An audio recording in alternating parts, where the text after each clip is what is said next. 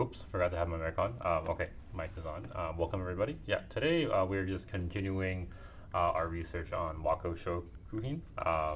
Last live stream was probably kind of boring for everybody because I was simply just doing data entry, finding out information about the stock. So what I've already done offline is I've already compiled all the information in an Excel document of, well, most of the relevant information. They don't provide a lot, but anything that I thought was worthwhile to look into, like the revenue breakdowns and whatnot, I have compiled into an Excel. Um, and today, what I will be doing is kind of just going through my process, right? So after compiling the data, it's about understanding the narrative of the story. So first thing is identifying, oh, is it cheap, right? So we've already gone through that stage.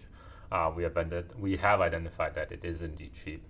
And then the second part of it is also, finding the data. What does the data say about the company, right? And how they performed, right? And now it's understanding the actual narrative in the story, right? So yeah, so I've already offline wise already compiled a lot of like I translated their investor presentation, their financial statements, and their securities report.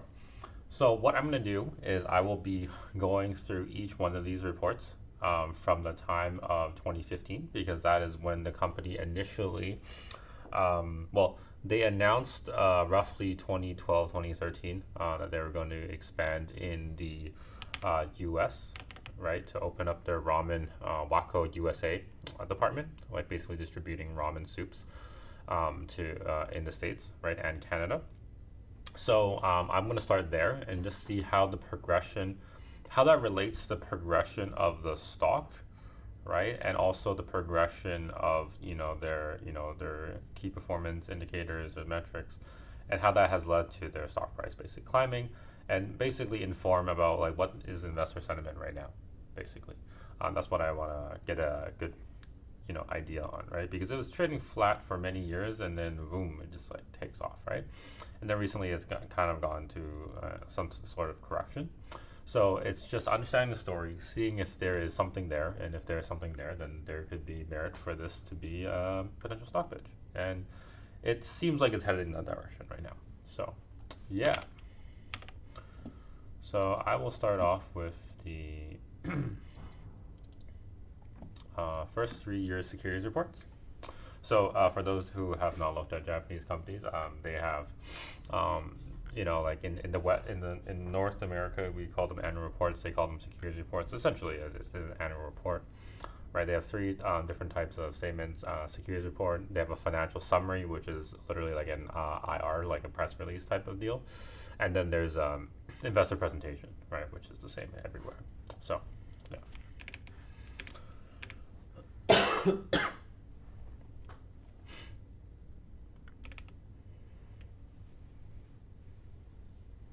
Okay, so first off the bat, we can see from 2013 to 2015 that revenue has barely moved much, but in 2015 it increased around 10%. Operating income doubled, almost doubled. So it's worthwhile to look into why that is the case.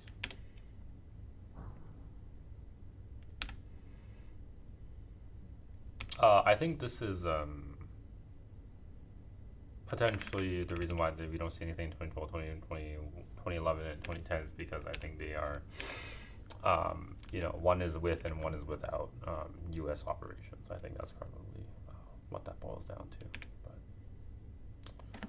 yeah, so if we look at the timeline, so 2012, yeah, 2012 is when Wako USA was established in Los Angeles, California, following the merger of Tokyo Stock.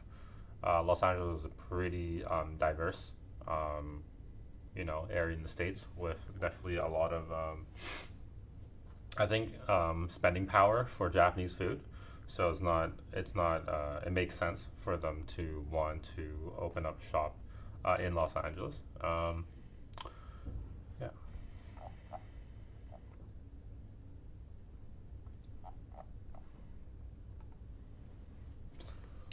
So yeah. So my approach to this is I don't want to read everything. So when I see something that is of interest, then I will bring it up in the live stream. So I'm going to be silently reading so I can get through it faster. Because if I read it out loud, it's going to take a little bit of time to get through everything. So I think the approach is read and then summarize. So yeah, anytime you hear me speak, is to summarize.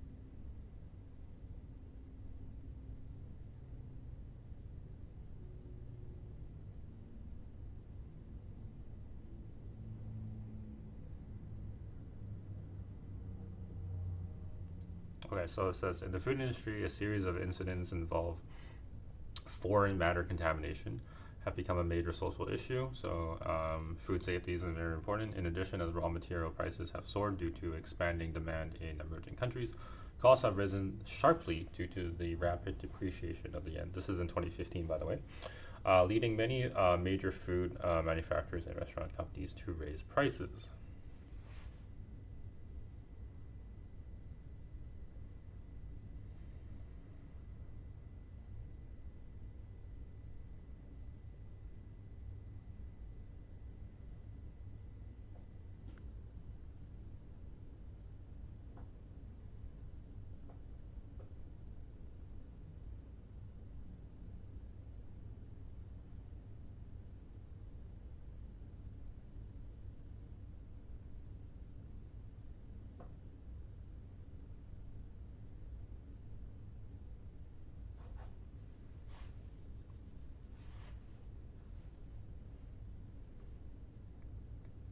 Okay, so this is good. So they mentioned that in these circumstances, the group's sales department worked to cultivate and expand the market for commercial seasonings for the restaurant and ready-to-eat meal market. So, the company focuses on making ramen soups at a bulk scale. They also provide like seasonings. So they also provide like also toppings for ramen. So like menma, corn, chashu, that kind of stuff. And then the ready-to-eat meal market is for like let's say 7-Eleven, Family Mart. Let's say at their ramen, they have a ramen set that you can buy and just bring home to eat, right? So it will come with like soup bases or soba noodles. So yeah, it also caters to that market. In order to strengthen efforts with wholesalers and proposal-based sales to customers. So proposal-based sales is private brands. So like certain companies, let's say they instead of making the broth from scratch on their own, they may come to the company to like they know roughly what their signature broth tastes like, right? So they'll basically give a proposal to Wako Shokuhin and be like, I'll use these ingredients, and basically they come to them to try to make a private brand. And yeah, so and then the wholesalers are probably distributors um, because it seems like that they lead the distribution to the wholesalers essentially. Yeah, same thing for in the United States, especially in the United States, they rely on JFC Industries, which is a subsidiary of Kiko. Fuck, Kiko Man, like the soy sauce company in Japan. Yeah. The group has also established its online customer acquisition website, ramensoupandSauce.com, to strengthen its appeal to the ramen-related industry. Furthermore, the group produced Ramen Soup and Sauce General Catalog Volume 2 as a sales promotion tool and began providing it to customers. Additionally, the group focused on expanding sales of various commercial seasonings other than ramen soup to the restaurant and ready-to-eat meal industries. Yeah, these efforts resulted in increased sales of commercial ramen soup and other commercial products for the restaurant and ready-to-eat meal industries. So that's good. It's good that they're also going to like working on online omni-channel and also like in-person omni-channels.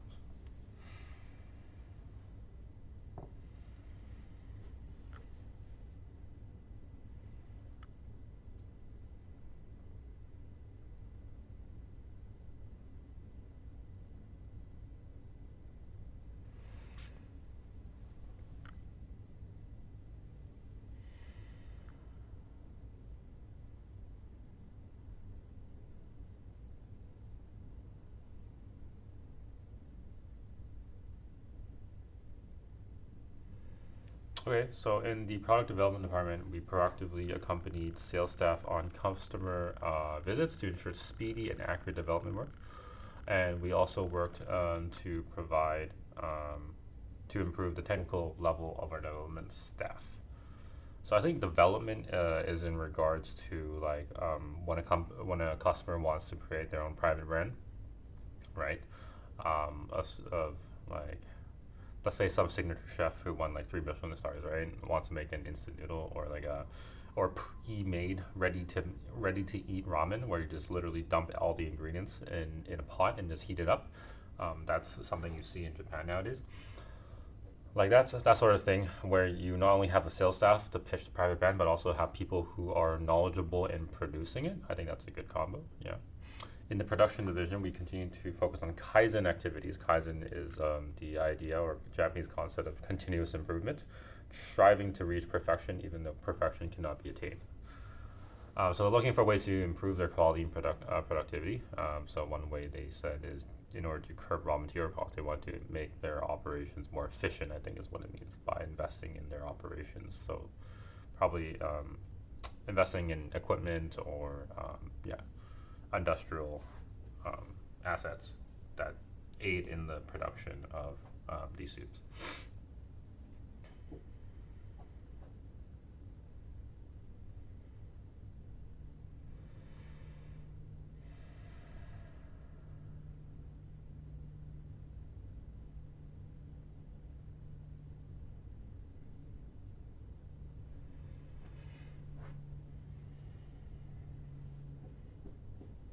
Interesting. So it says, as for our U.S. subsidiary, we focus on selling imported products from Japan and also began full-scale construction of a factory and actively engage in sales activities in preparation for the factory's operation with an eye on toward completion.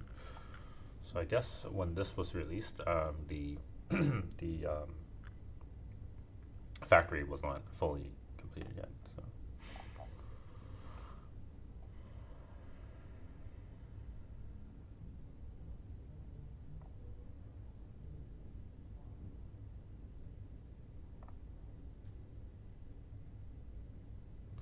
Okay, so this is information I can insert into, I have a model. I do have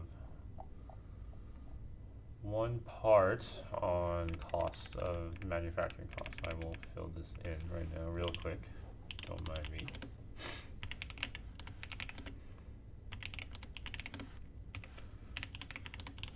Yeah. Okay. So we can see here that they lump essentially in 2015 they hadn't separated U.S. and Japan sales yet. They have it bundled all together, right? So they have product sales and then they have merchandise sales. Okay, so product sales is separately packaged. This is really poorly translated, but separately packaged soup, which is like essentially soup packets that you would put to like an attached meal. So this could be like instant ramen. This could be like a ready-to-eat meal, right? So, but soup that's packaged. And then there's commercial soup, which is like literally soup that they produce at bulk for customers of like ramen chains or restaurants or hotels, yada yada yada.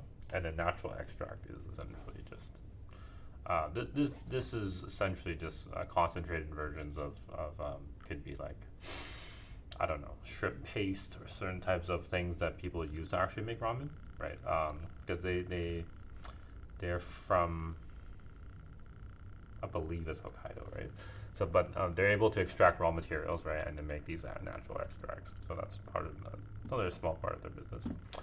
And then merchandise. I don't like the way that it's called, but like I mean, chashu, but like pork cuts of pork isn't really merchandise. But I guess these are ramen toppings. So this category is as ramen toppings. Menma is bamboo shoots. Chashu is pork, like slices of pork, essentially corn. Yeah. Yeah, so that's their categories. So from there we can see that their primary revenues are coming from either separately packaged soups for ready to eat meals and from soups that they make bulk for restaurants, hotels, and yada yada.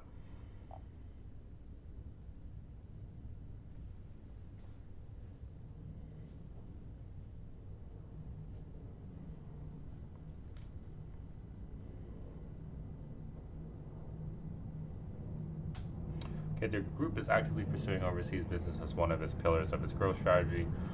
In particular, with regard to its U.S. business, a major pillar that will support the group's future, the construction of a factory in California is scheduled for completion.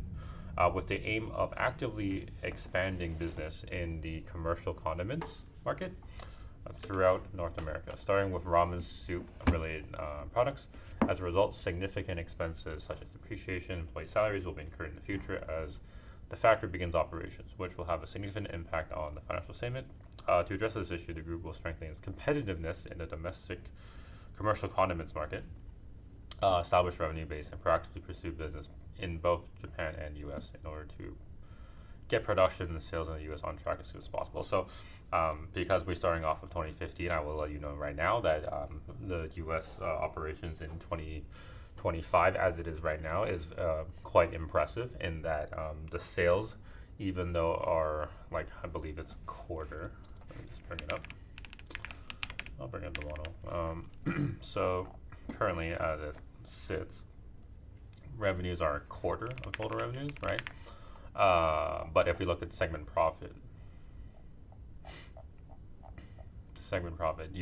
profit is basically 4 times, but it's 3/4 of segment profit, right? Of profits. So U.S. is basically the primary driver of profits right now. So they have done very well, but it's understanding how from conception to current,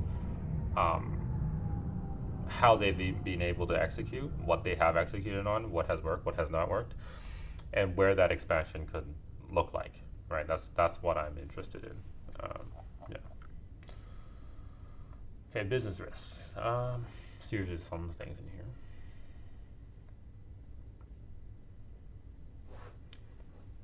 Food safety, yeah, that's very important. Legal regulations. Yeah, make sure you have rising raw material costs. Yes, if crude oil and food resource prices rise sharply along with the price of heavy oil and raw material purchase prices, and it becomes difficult to secure sufficient quantity due to tight supply and demand for food resources, this can impact on the business performance of the group. Exchange rate fluctuations, more of an issue now because they have U.S. operations. Nishin Oleo Group. Yes, this is a company that owns 19% of the company right now.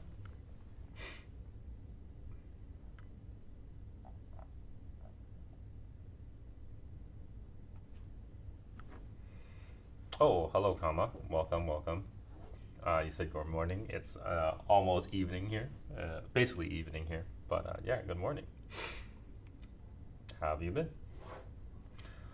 So research and development, our group's research R&D activities are handled by the sales headquarters product department, which is responsible for basic research, product development, product proposals to end users, and development of dashi, bouillon, and extracts. As taste preferences vary depending on the region, climate, and customs, we have a two-section structure. The Otaru lab, which serves the Hokkaido and Tohoku markets, and the Yokohama lab, which serves markets mainly west of Kanto. Okay, I believe Kanto region includes Tokyo. Basic research and dashi, bouillon, and extract research and development are handled by both sections. Okay, with each section assigned a person in charge. We also work with the sales planning department in each branch office to plan and launch new products that accurately capture the various needs of consumers and end users. One thing I want to point out for people who are new is that the company has a pretty fast cycle in terms of helping private brands create their own custom broths. From inception for the first meeting to actually creating a prototype, it only takes them 7 days. So I think that's very impressive and helps with conversion. Obviously, I don't know what the industry norm is, but that sounds to me 7-day turnover to to have a prototype. Sounds very impressive. So yeah. And they also mentioned that they have like over 100,000 different recipes that they've accumulated over the years, right? So I think what this means is essentially like there's a standard way to make ramen, like tonkatsu ramen, shoyu ramen, shio ramen, yada yada yada. right? And then each region has their own like taste that they like, right?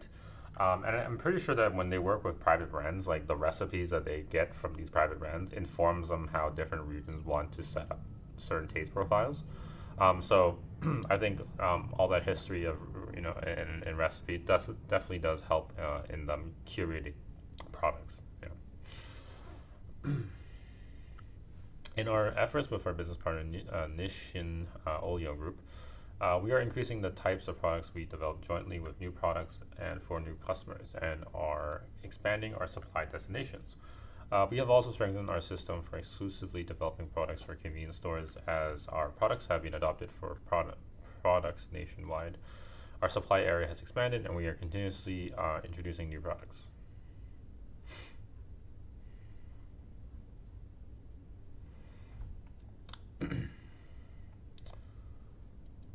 Yeah, so Nishin Audio Group is a 164 billion market cap company, um, whereas Wako Shokuhin is only like a $7 billion company. So massive size, right? So there could be an opportunity for Nishin Audio Group to buy out even Wako Shokuhin. Yeah, we're working on the development of new products, such as products for family restaurants and fast food restaurants, as well as foods for maintaining health. We are actively working with major convenience stores to develop new products under their private brands.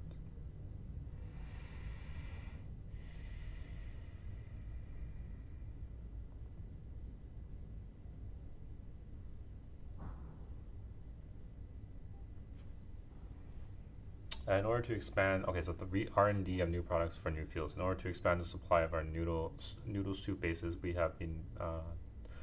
which have been developed using new manufacturing techniques. We are researching developing safer and more hygienic techniques. We are also developing new products using similar equipment already installed at our Kanto factory.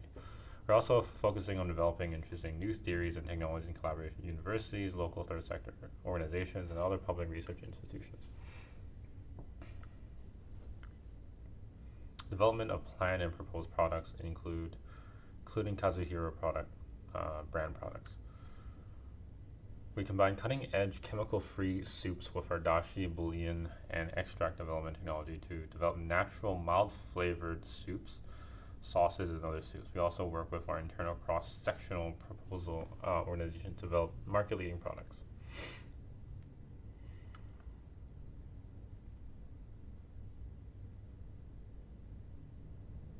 In order to produce seasonings that make advanced use of unused resources and unique ingredients from Hokkaido, we are conducting research using biotech and researching practical manufacturing technologies. The total amount of R&D spent during this consolidated fiscal year was 169 million yen, 1.7 million. It's not a lot.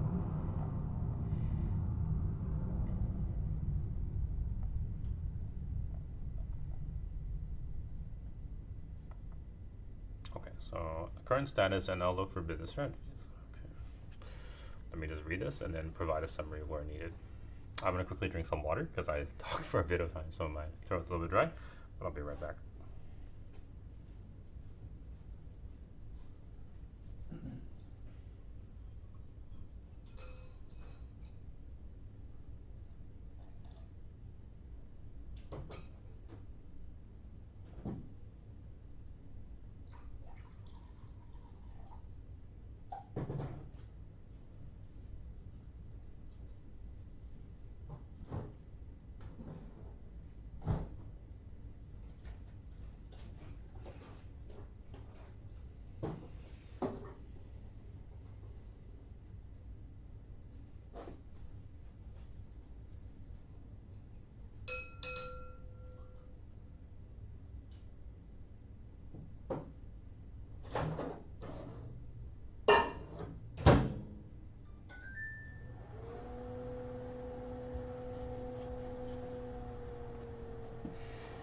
I'm just reheating up my coffee. Okay.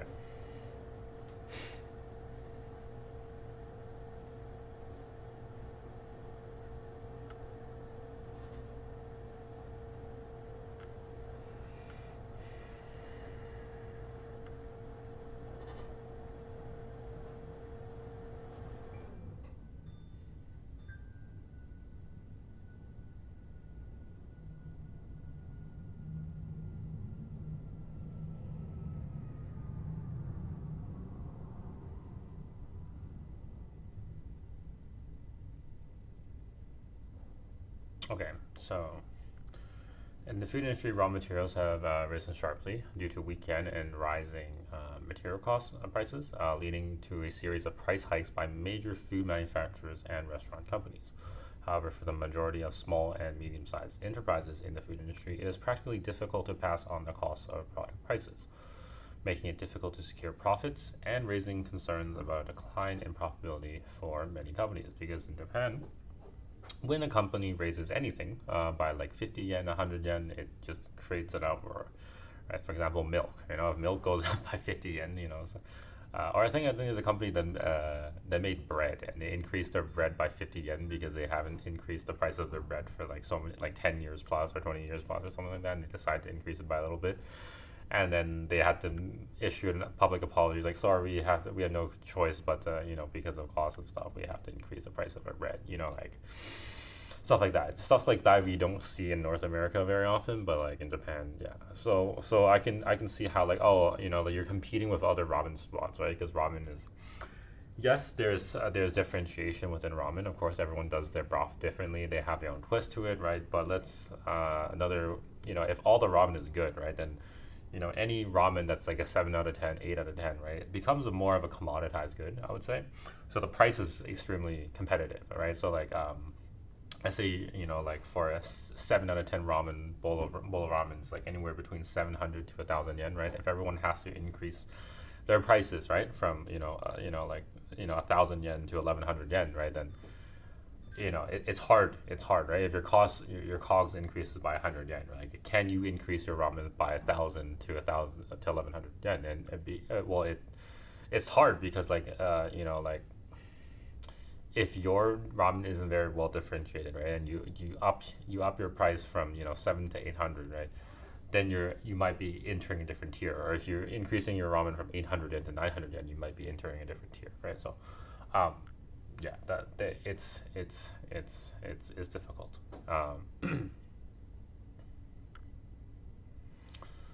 Yeah. So under these circumstances, the group will continue to implement its growth strategy based on a 3-year medium-term plan, which will run until the second fiscal year.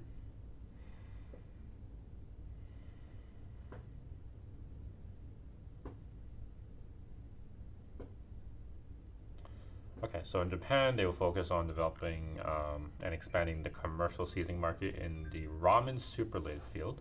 But they also want to expand the commercial seasoning in restaurant and ready-to-eat food fields more broadly.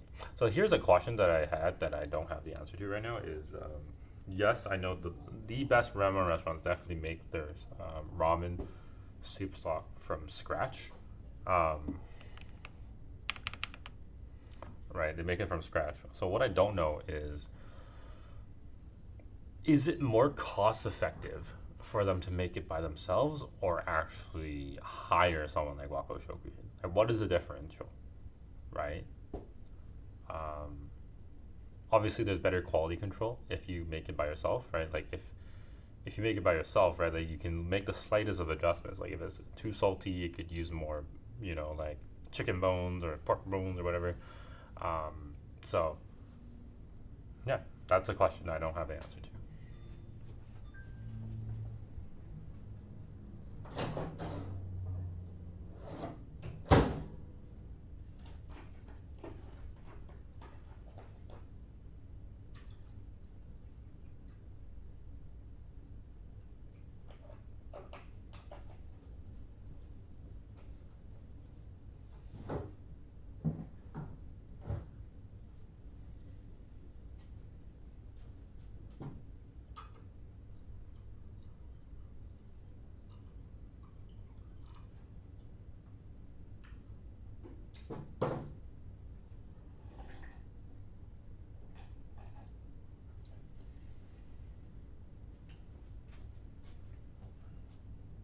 Just got my coffee. Okay, back.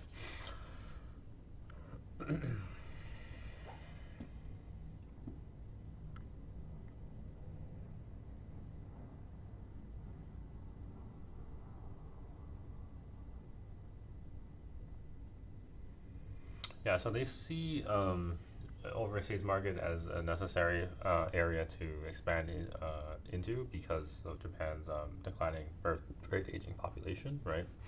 But I think this concern 2015 is a little less, because of tourism, right? A lot of people enjoy going to Japan. As like Japan's experiencing to a certain degree over tourism, right? So of course, one thing that a lot of people eat when they go to Japan is ramen, right? And Japan does not have has a lot of ramen shops. um,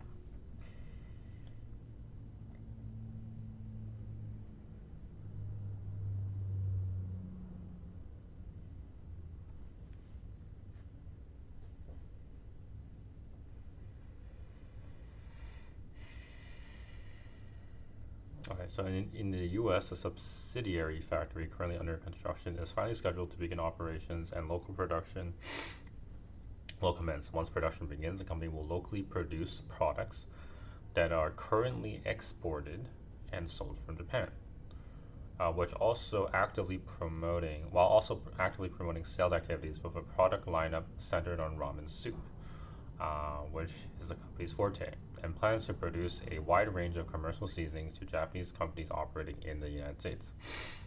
In addition, for other regions such as Asia, sales representatives will be stationed in the Tokyo branch, and for the time being, the company will work to develop and expand markets by expanding exports of domestic products. Okay, interesting.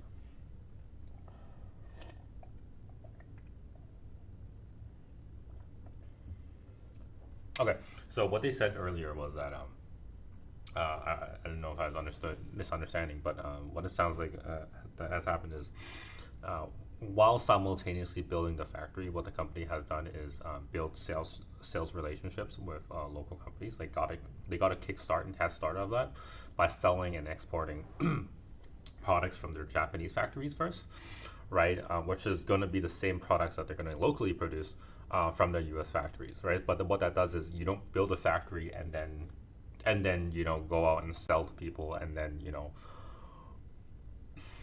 and then try to build your sales funnel, right? Like you build it first and then so this is good execution on their part in terms of getting ahead of that. So that's good.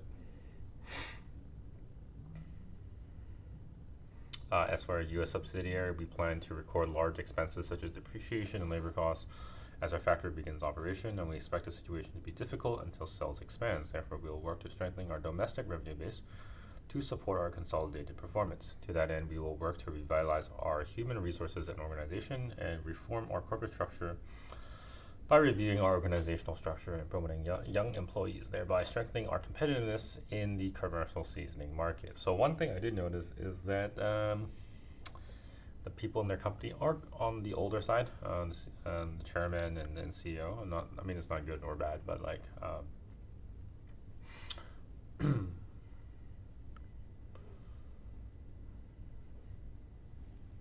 yeah, I don't know how they, balance like fresh ideas and old ideas and taking risks and being more risk adverse. But I haven't seen any indication that either is an impediment so far. So okay, let's see here.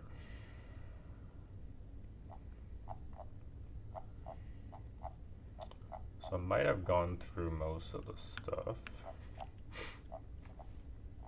Dividend policy. Based on the above policy, we decided to pay a dividend of 5 yen per share for the fiscal year. As a result, dividend payout ratio for the year is 12.5%. Okay.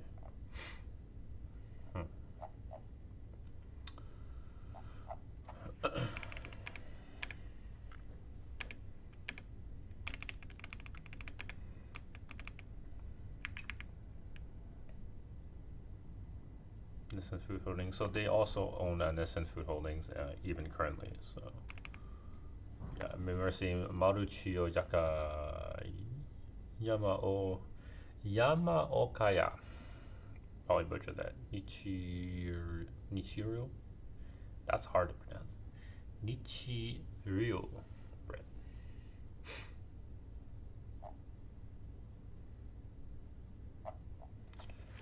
Okay, just seeing if there's any other commentary elsewhere in the breakdowns that are worth looking into. If not, I will move on to the next securities report. Because right now, what we're trying to piece together is a story, right? Understanding the full picture of things. So, hmm.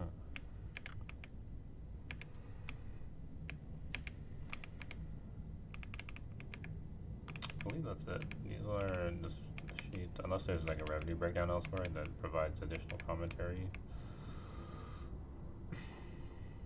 So this manufacturing cost I do want to insert into my model. So, don't mind me this. Uh, this is.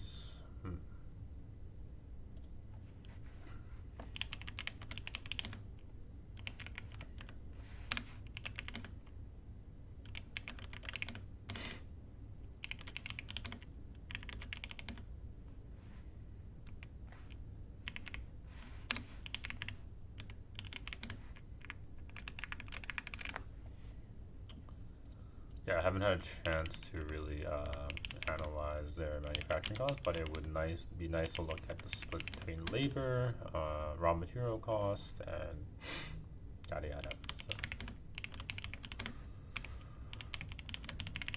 So, all right, cool, cool, cool, cool.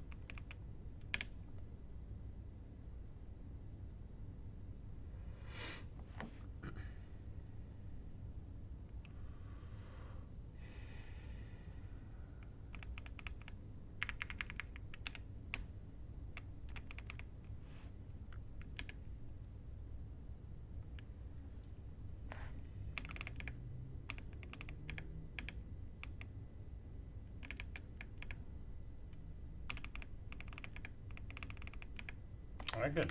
2016. Okay, so so in the SRs, the main spots to look for things are in the business contents. Or no, let's go past business status, section 2. Section 2, business status.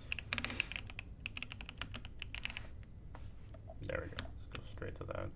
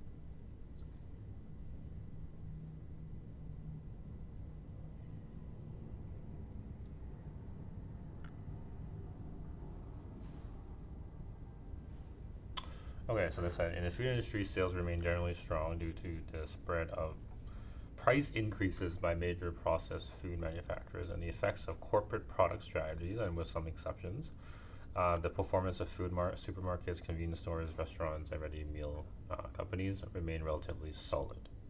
They also point to a stronger yen, right? So what that means is that when you have a stronger yen, you can buy ingredients, import them into Japan cheaper, right? So that should be good for the company, I believe.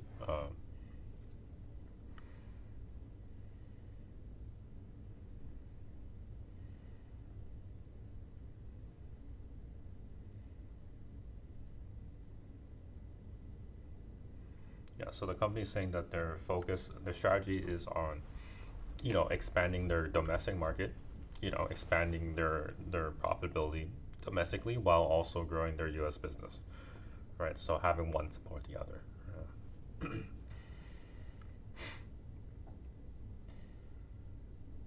Interesting. So they promoted younger employees.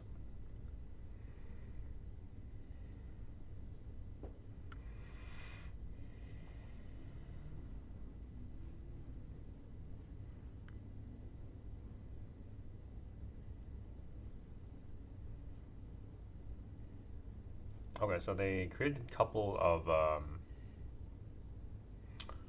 they had a couple of projects to increase. So they said they also organized a reform project, a problem-solving project led by executives and department heads to strengthen our competitiveness.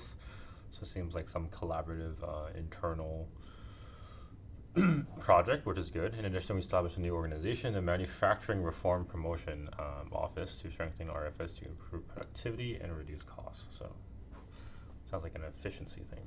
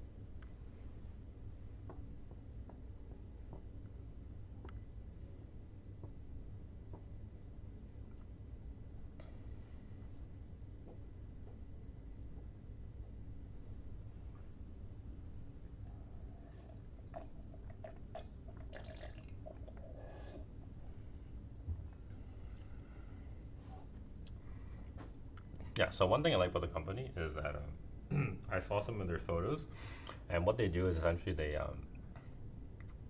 in when they make private brands, they also showcase their products, meaning like you can see how they taste, right? So they have their own internal kitchen, so you can see how the products are made, um, and in front of you, so you can taste test and see if and tweak the taste to your liking, right? They also have their own like their own brand of things. Like let's say you don't care about making your own private tweaks, right? You just want their products. You can also taste test their products as well. So I think that's very good. So they said that in the ramen and soup.com and produce and provide to customers a summer noodle and cool noodle recipe collection, right? So they have their own recipes and stuff. Basically, like, hey, if you're a restaurant that's just kind of like offering like ramen or soba or whatever, right? And they actually provide you with their own made goods, then you don't even have to do R&D for your restaurant. Like you're a Japanese restaurant that provides sushi, right?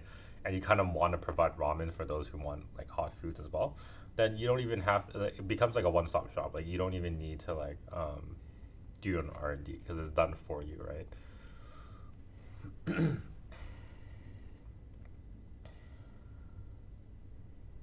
The only thing that they don't do is noodles, right? So one here is like they provide a topping like chashu, they provide the toppings like corn, from toppings like bamboo shoots. So like if you're a Japanese restaurant that doesn't specialize in ramen but you want to provide ramen, all you really have to do is essentially know how to cook a gooey egg and how to cook noodles, basically. And but there's a lot of places you can source noodles in the U.S. Yeah.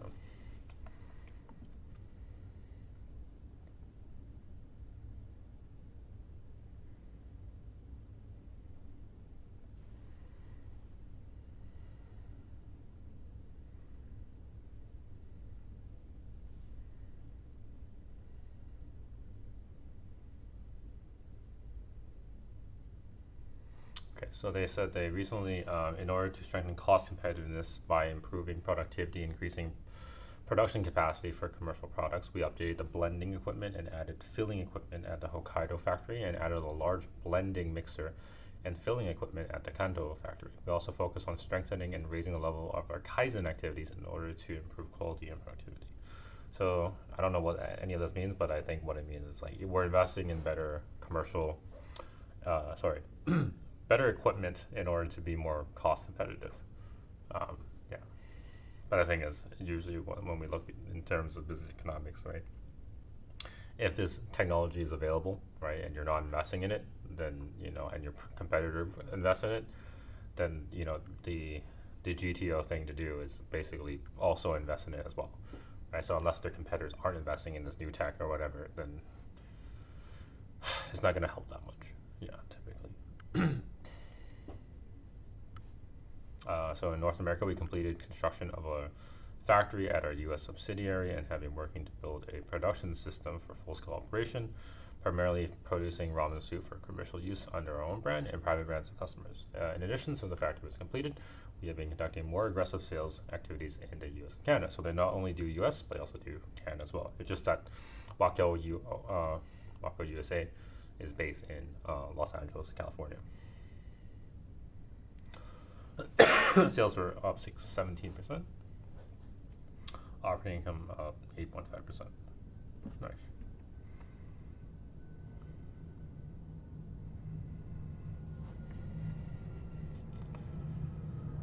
I'm going to quickly look at the financial statements if this Koyfin provides it. I remember that they don't. Oh, they do. Okay, good. Okay.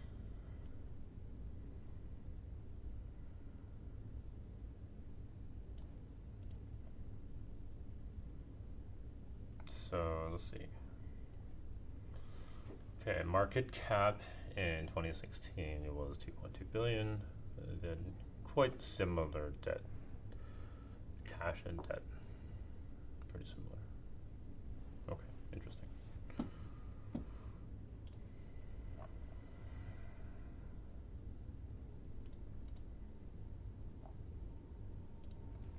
Now, this is something I need to hard code into my model. Since I'm already here, don't mind me. Good.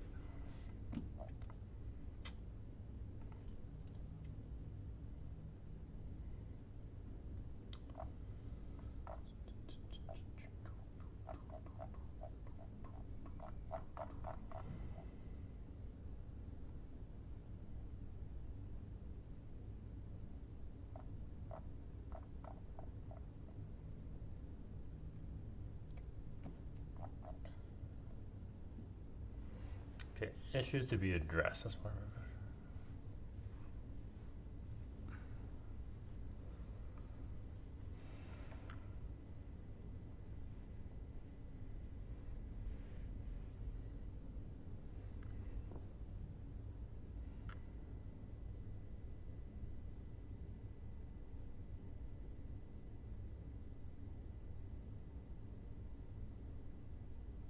So it sounds like they're in a stage of complete revamp, right?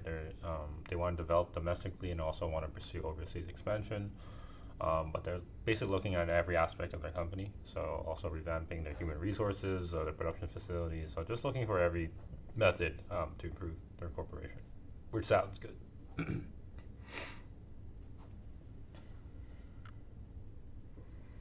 Okay, so they completed their construction of a factory in California, USA. Yeah, which would be a major pillar of the group's future.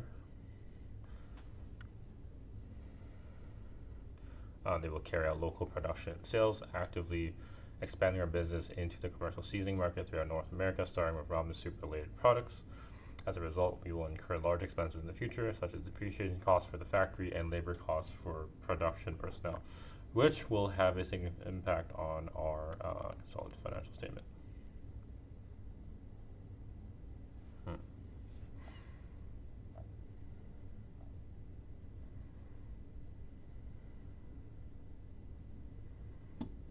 This is something I don't know. I don't know what type of products they've actually jointly developed with Nishin Oleo Group. That's something I'm not really aware of.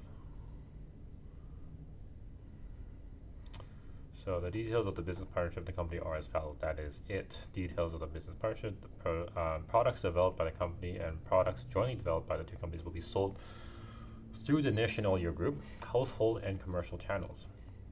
Joint development of products for commercial and household use. Okay. OEM contracts with the company for existing or new products. Okay. We manufacture jointly developed products in-house. The company issued 1.5 million shares through a third-party allotment, which was subscribed by Nishin Olio, and 100,000 shares were issued in the fiscal year. Okay, this has increased to 1.6 million shares. Personnel exchange, acceptance of executives and employees, so sharing some type of labor force. This is similar like Toyota and Subaru making the GR86, but this is like two companies coming together to share their manpower and excess capacity, right? So it can be very cost effective, right? Like you have excess production capacity, and you can help me produce some products, and then we also share some of our talent. Pretty good. Yeah, cooperation and logistics, that makes sense. No deadline has been set. Okay.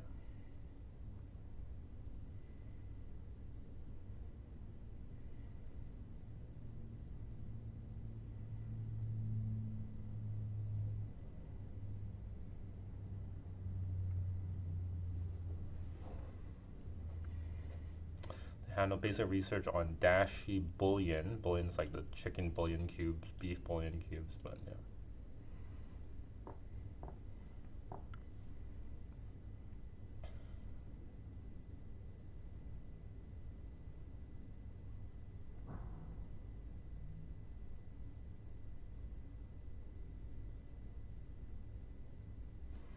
Yeah, I wouldn't know what that is, so I'm gonna write that down as a question that I have, because I generally do not know,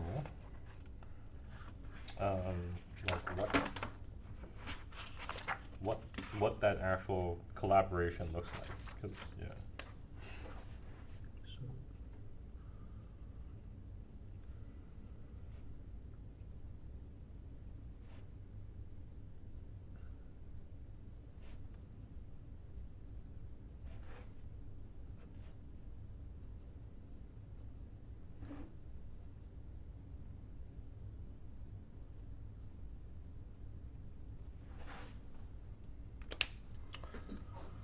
So, okay.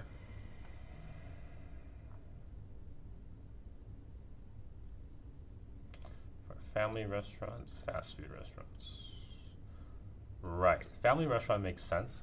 In Japan, they have family restaurants that are extremely affordable. I forgot what they're called, but like you watch Japanese TV shows or Japanese anime or whatever, like a lot of couples will meet up in these family restaurants because they're very affordable, very cheap, and if you're like a high school or college kid, don't have a lot of money, that's a good stop. Or maybe if you're hungover, you need something to kind of give a quick fix. Yeah, it's not bad.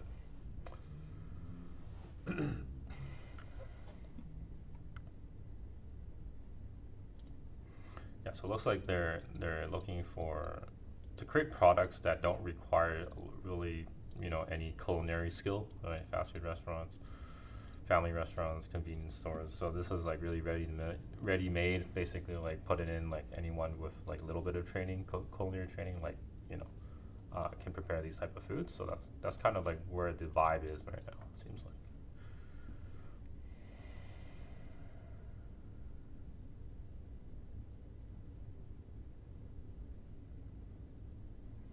Yeah, I read that already.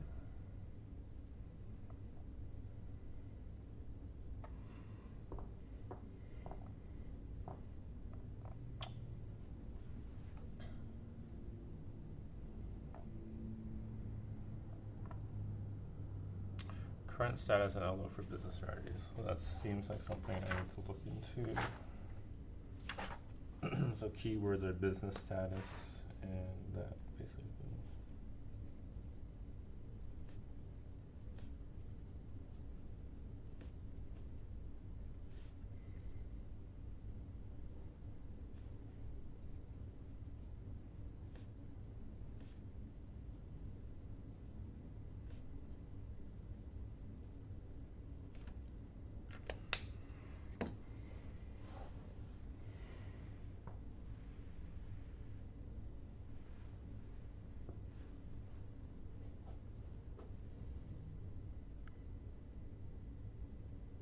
So in this environment, personal consumption remains sluggish due to rising prices of daily necessities such as food and decline in real wages, meaning people are probably more incentivized to cook by themselves by buying groceries. Yeah.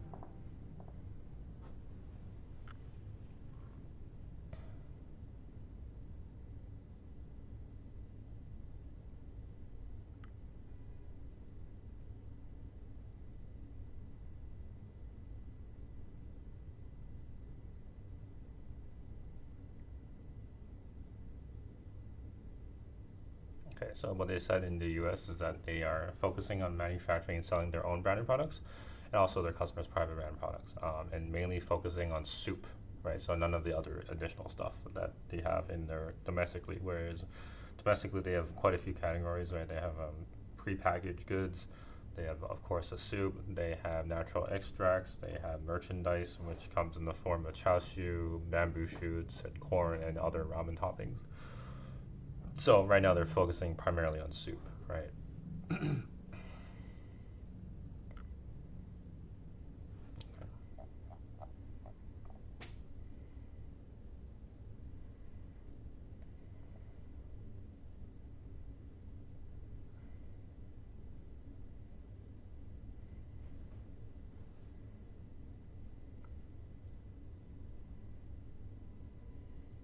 So they spent 312 million thousand yen. So 312 million yen in the Waco, USA factory. Actually, this is good information to kind of keep track of. Actually, I wouldn't mind doing that. Actually,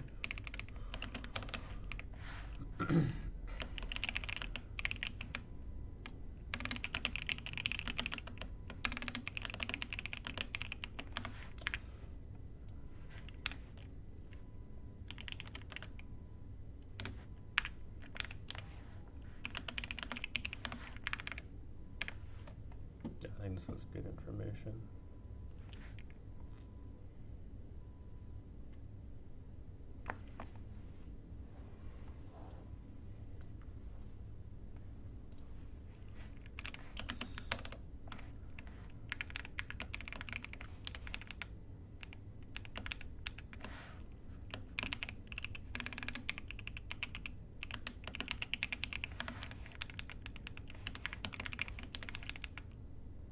Kanto factory.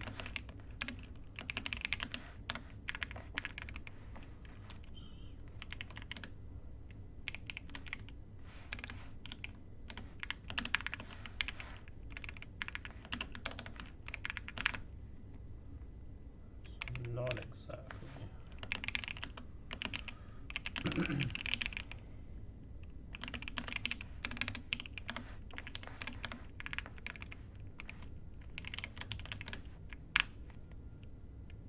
Cool.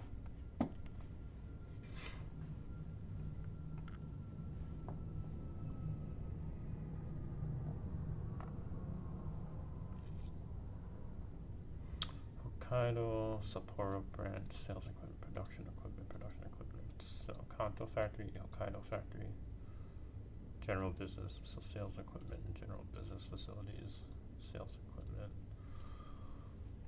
So Sapporo and branch and Yokohama branch are mainly for sales, and then they have these are the two main factories. So yeah, okay, two main factories that they have worth noting. So as long as there's production equipment is where they have their factories. So. Interesting. Okay, Nishin only owns 16.85. So I guess they're I haven't looked at the buybacks, but right now in 2026 they own 19%. So either they up their stake or they through buybacks they own a larger piece of the pie. I'm not sure which one is accurate here, but worth having a look at. But yeah, that's basically it. And then on to 17.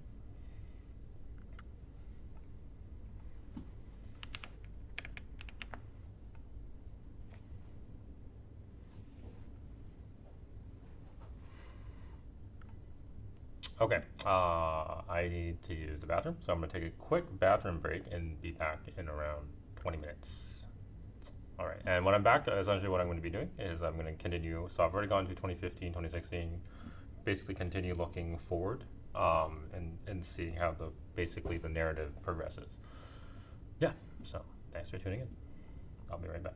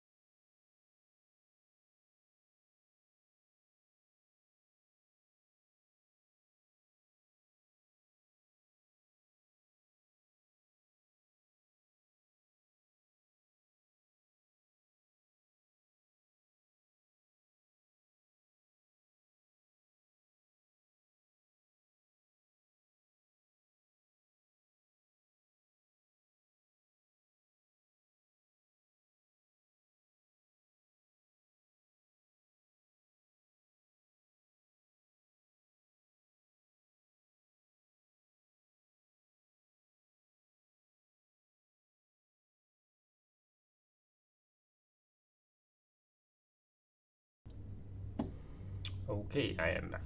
All right, so 2017.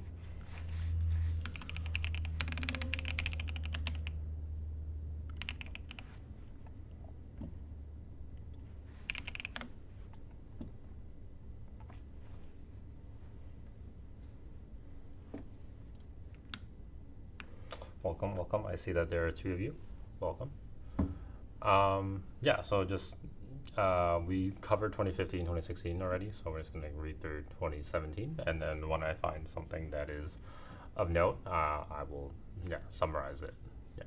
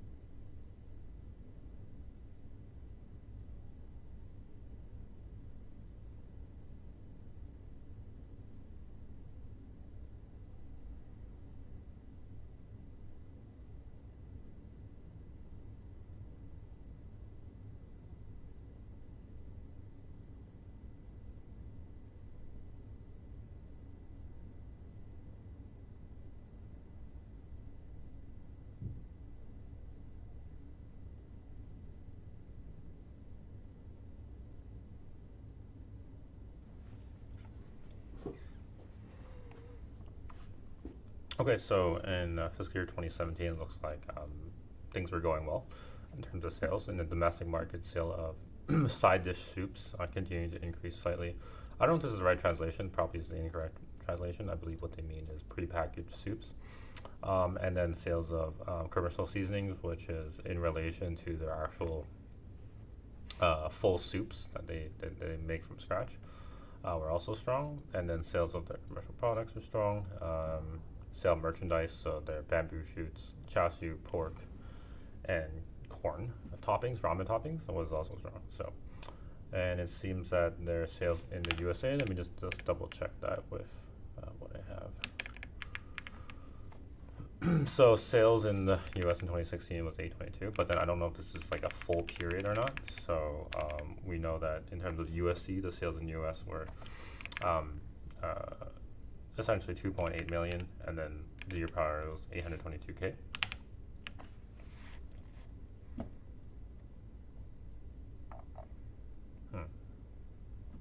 So this commentary is rather short. Yeah, rather short.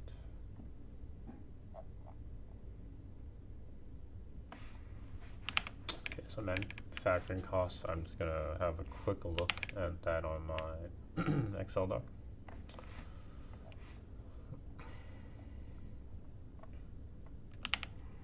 It's ensuring that I have this data. 2017 2475.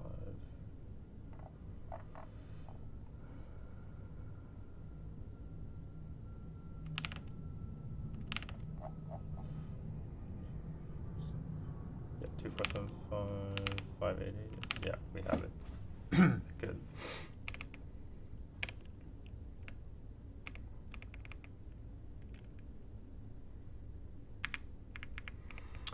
Okay, management policy, business environment, issues to be addressed. So again, I'm going to read this and then provide a summary if anything pops up.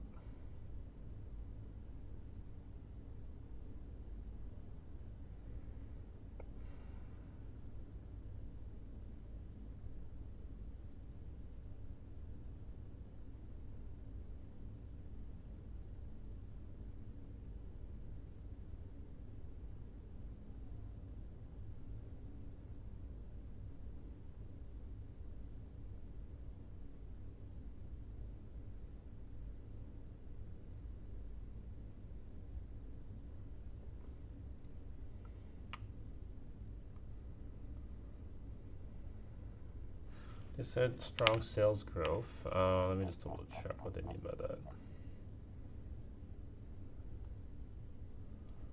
So yeah, so 2016, 2017. Okay, it indeed was decent.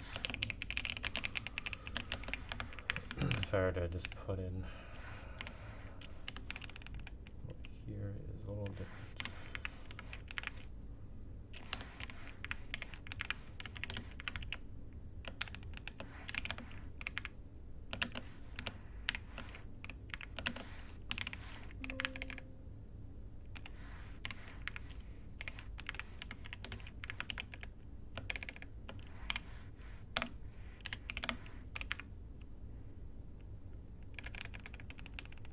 Okay, increase 14.3%.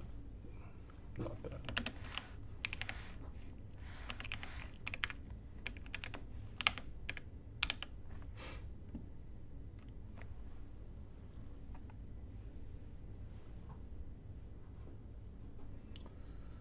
So because of the sales growth, they've hired more people and also expanded their production capacity, um, which is good.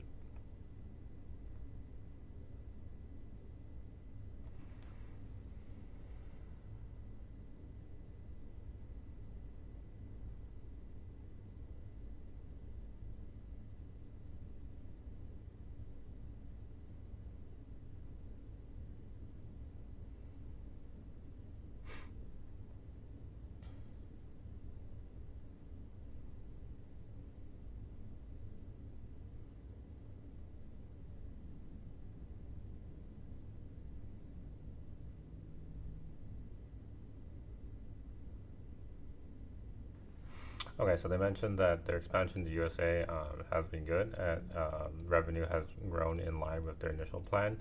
And because of the upfront costs, large upfront costs it takes, they expect depreciation labor costs to have an impact on their profitability, on their consolidated financial statement. So their goal is to get to profitability as soon as possible. And so, with that in mind, we can take a look at when that happened, honestly. So, okay, so they generated positive net income in 2021. I don't know what it is in these years because this wasn't reported, but maybe we will find out. But it seems like it's negative in this period of time. Yeah.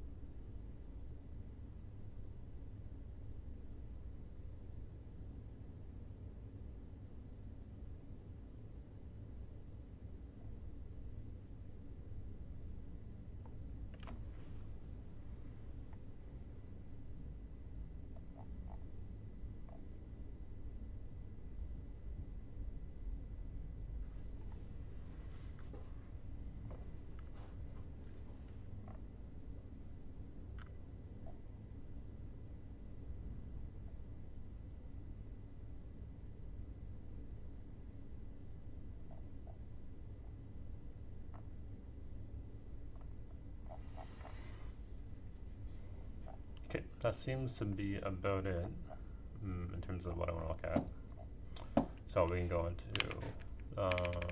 2018.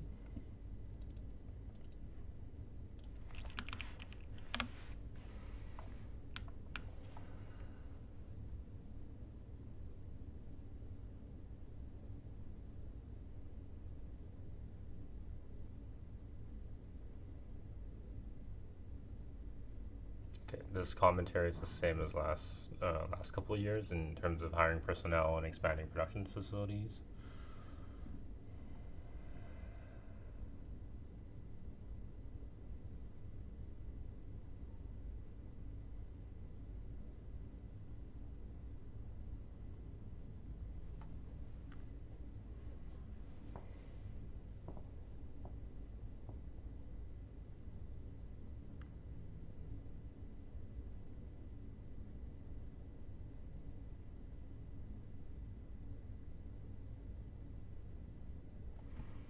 Let's take a look at their income statement on the Koyfin to see how they were doing.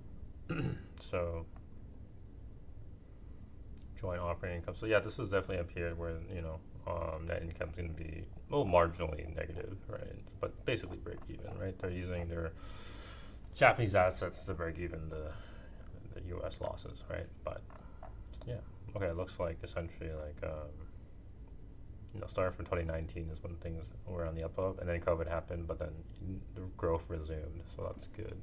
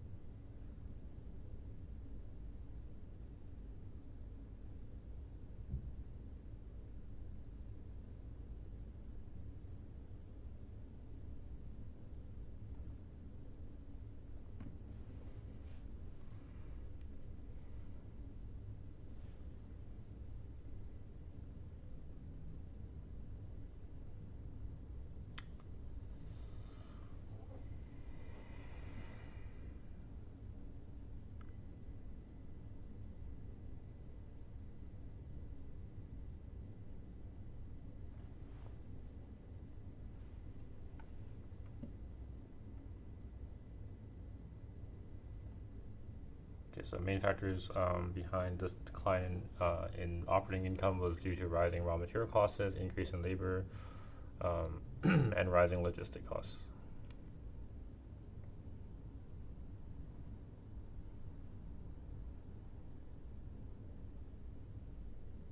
Okay.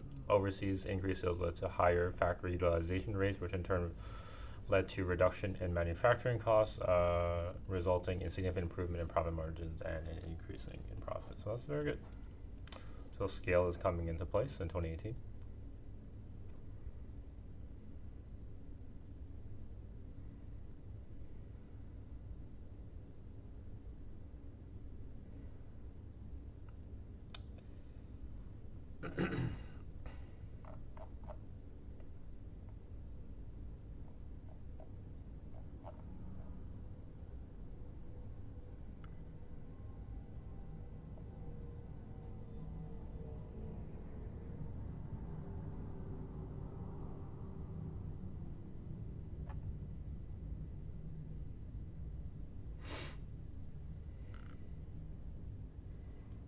So net sales increased 11.11% due to strong sales of ramen soup, Japanese seasonings, seasoning oils, and other seasonings for separate use and for commercial use to major convenience store chains, major restaurant chains, others domestic sales, including sales of consolidated subsidiaries for this amount.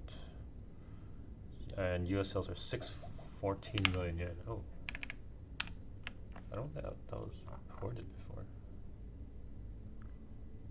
Well, that's helpful. So, excuse me. No, that was not.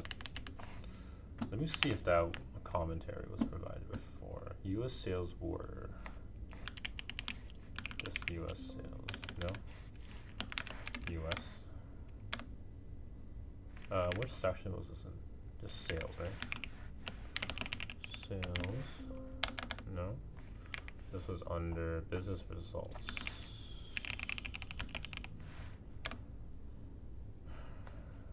Okay, business results, cash flow position.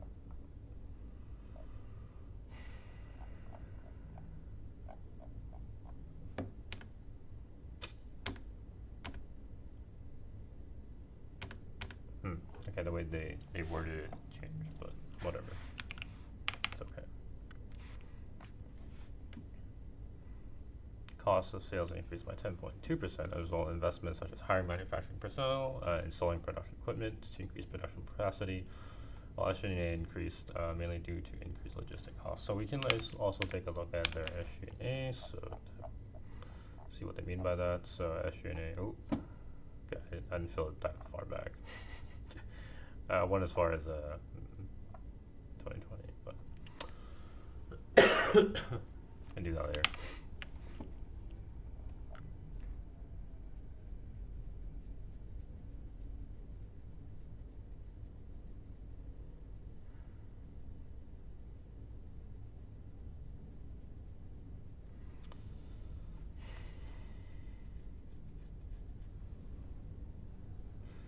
So, a 3-year plan with the policy of creating a high profit structure through high added value and differentiation in our business, and will work to strengthen our financial base by expanding the scale of our business and increasing profits.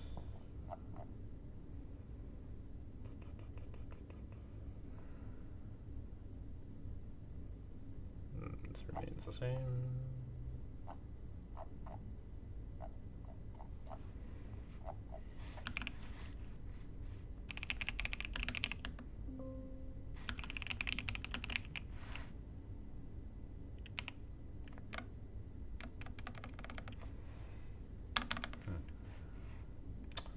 Okay, that's 2019. Take a look at business. 20. That's 2018. Let's take a look at 2019. Okay. Oh, we should also relate that to the performance in the stock price. So let's see here. 2018, 1,000. Okay, so around 900,000, like a 10% increase. As lowest point in 2016 was 700. So like a 40% increase from its low. Was at one point 1,000. So it's like pretty much break even. It was trading within a range, anyways. So the progressions in the U.S. market didn't really do anything until 2022, which is interesting.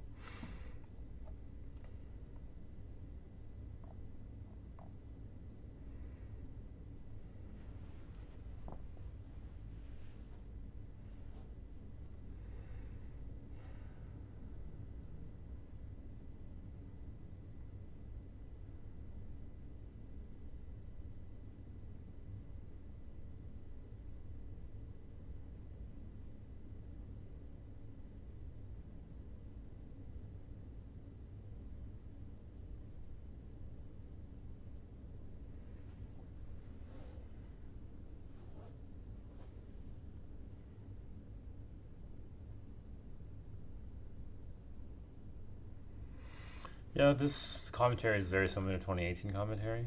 Not much difference here. It just focuses on like how like they have more sales now, so that results in lower costs. Um, yeah, and higher profits essentially. Yeah.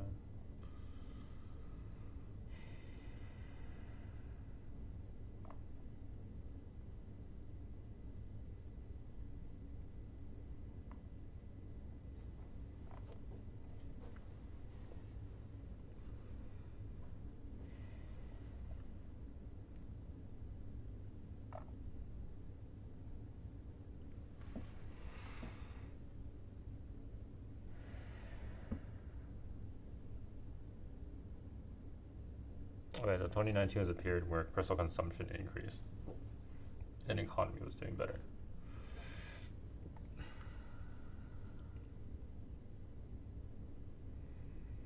Continued rising raw material costs, rising labor costs, rising logistic costs. Rising labor and costs are something, and lack of talent is still something that Japan struggles with right now.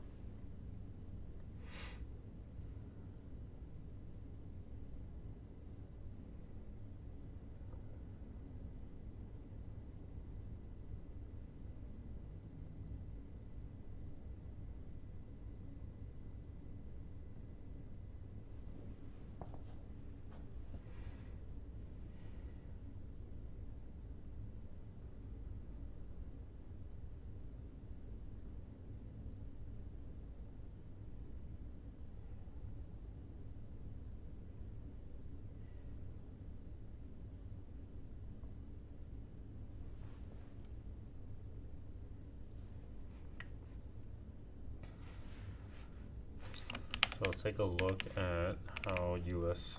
Sales did in this period.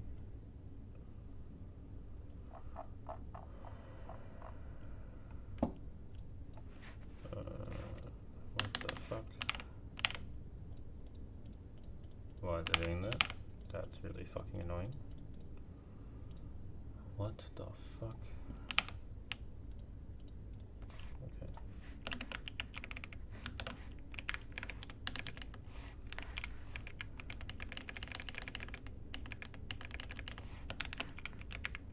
Yeah, 45.4% increase. Do we have segment profit? I think we should have segment profit. Yes, we do. Segment profit turned still negative in 2019, but turns positive in 2020, but very marginally negative, I would say.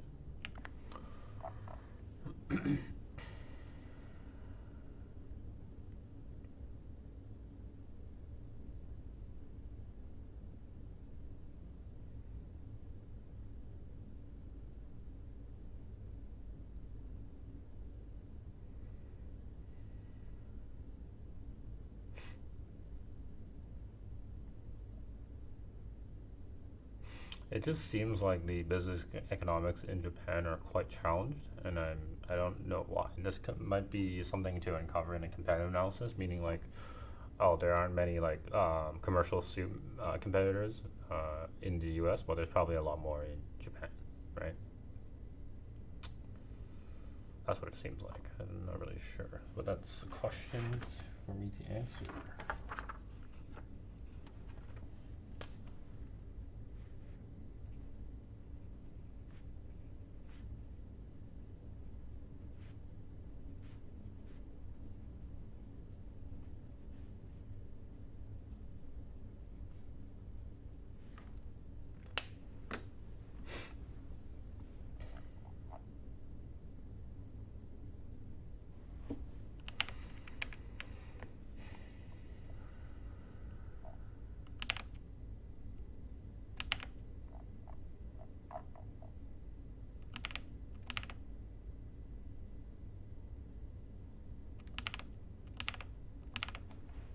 Yep, have that. Have that done.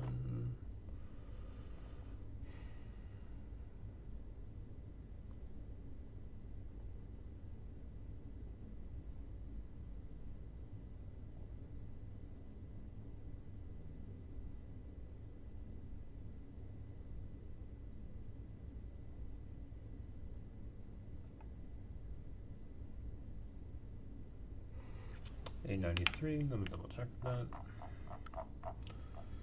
A93, yeah, this one's reported though, so much easier.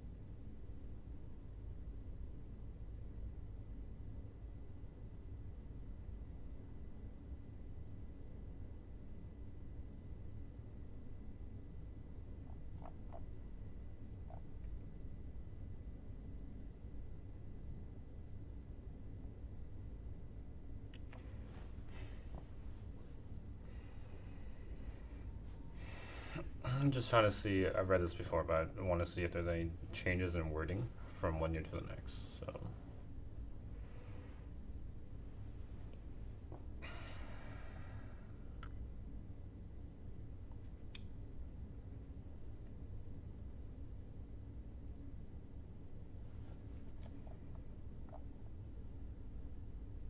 Okay.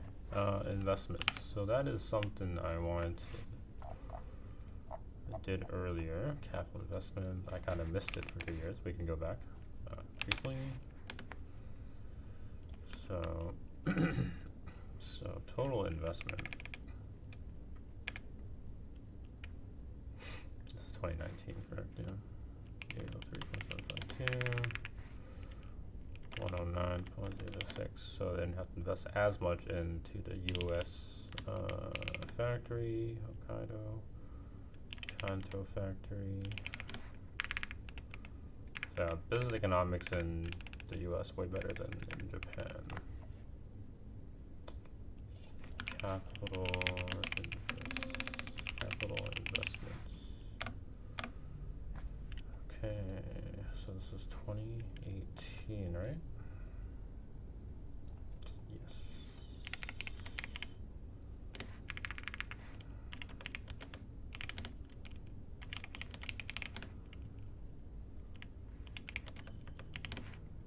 Okay.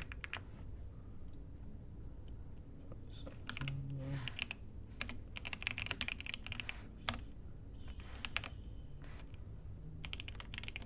So large investment, less. Well, yeah, if everything's brand new, you probably don't need as much consistent maintenance capex. But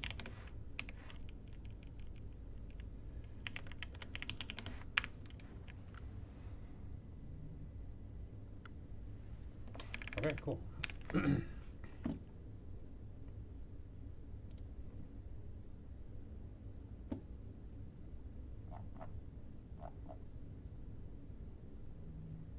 Non-nation oil yogurt owns 19.5%. Let me see if there's any commentary on that.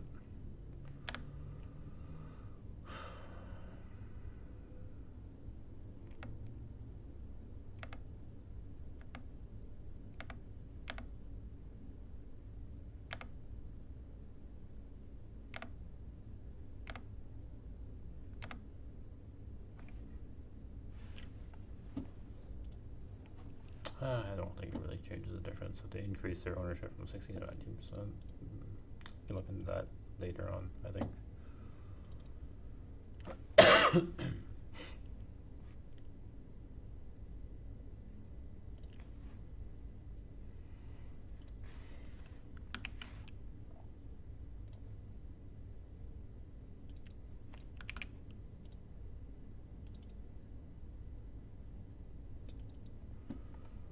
Okay, so now we're on 2020 now.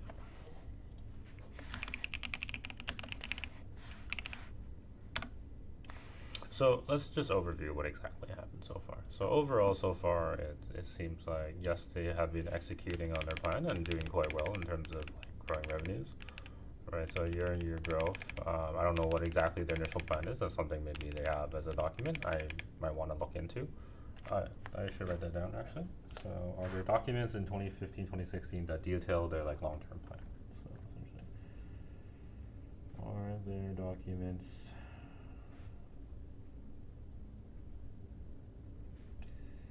detailing long-term plan? So from what I understand, they distribute to Vancouver and Toronto. But from my understanding, people in Calgary and Alberta and other parts of Canada definitely really enjoy ramen, right? Of course, JFC International, the company that accounts for half of the U.S. sales because they're a distributor, right? They probably don't have as much distribution out in more northern parts of Canada, right? But yeah, it'll be nice to see how they take on that challenge. But there's definitely lots of room to grow for them to grow in Canada because Asian population there is is there, and people definitely enjoy ramen because it's colder, So similar to how there's a lot of Vietnamese pho places in Edmonton and Calgary. Same concept, right? But yeah. So yeah, they've been doing quite well in terms of their U.S. expansion. Okay, so let's take a look at 2020. But they were not profitable yet. So still at this stage, let's see when things start to turn.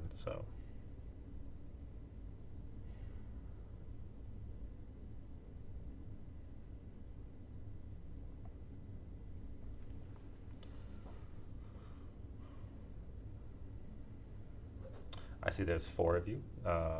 Thanks for tuning in, everyone.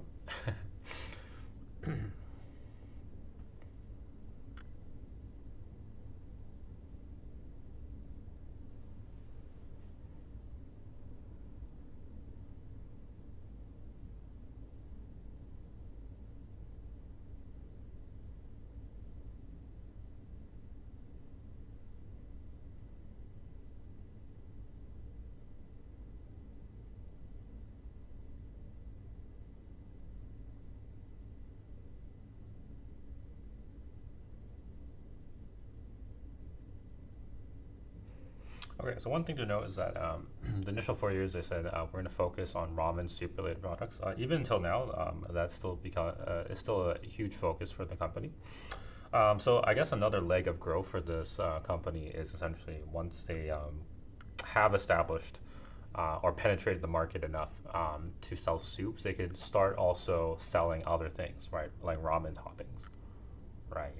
And offering more, right? But of course, you want to do a minimum viable product, and of course, their main export, their main product that they provide are ramen soups, right? So it makes sense for them to focus primarily on that and penetrating the market on that, and then once they've sufficiently penetrated that market and built up the customer base for that, then upselling existing customers to their ramen toppings and other things, and building out the factory um, space to produce those type of products and offerings, then that'll be more fruitful. But yeah, no, I agree with the strategy.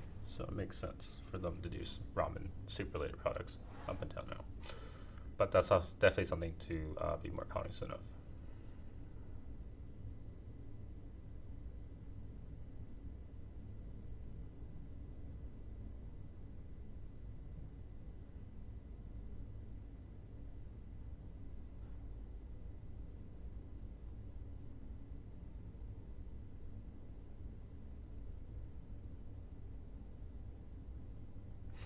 Okay, so they said operating profit turned to a profit. So operating profit is positive, but due to the widespread of COVID-19 and impairment losses, they had a single year net profit is not positive, is what they're saying. Yeah.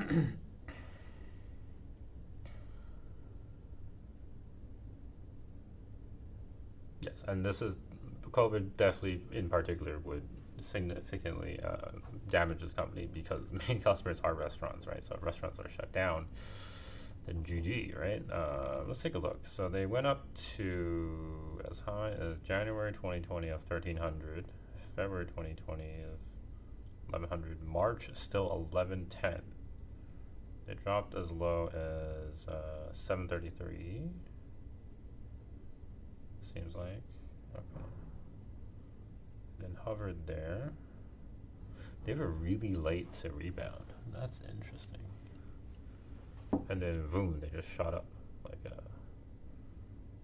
okay. So this is probably COVID recovery, restaurant recovery, everything piled into one, and people going out to go to restaurants and yada yada yada. Probably just a culmination of things, compiling on into each other with like tourism, restaurants, confidence in restaurants and reopenings and that kind of stuff. Um,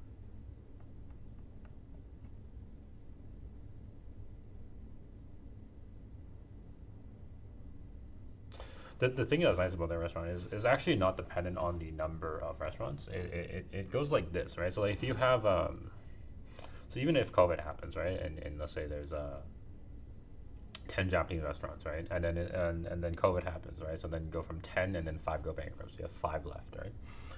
If there is demand for ramen, the demand will basically go towards those five restaurants, right? So the demand for the number of bowl of ramen, let's say ramen bowls, is gonna stay pretty like consistent, right? It just gets distributed to the amount of restaurants, right? So for their company that makes soup broths, right? Like if there's a demand in that market of 10,000 bowls, right? It's still gonna be 10,000 bowls, and you know, uh, and they basically just sell to those restaurants that want to offer it, right? And then if there's excess, excess demand, right, then that will just come in the form of restaurants reopening up, right, and that would capture it. So essentially, that's probably could have been what was happening because there's a lag between like, hey, what demand is and actually being able to supply that. And so if we think about like, oh, restaurants reopening again or current restaurants ordering more soup broths, like uh, for their company, it is yeah, not bad. I should be interested in looking at what their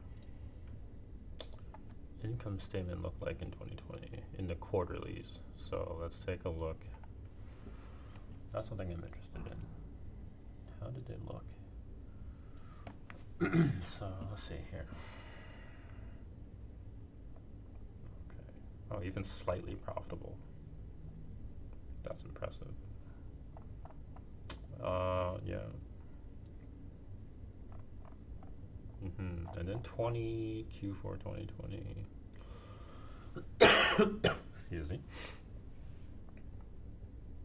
That's when things went to shit, basically. Shit for three quarters it went to shit. Oh, this is probably where COVID happened. Yes, this is probably where COVID happened. And then Q3 they rebounded. Some slight losses in Q4 because Japan was still not opening up yet. If I recall correctly, it was around late 2022 that they started opening up again.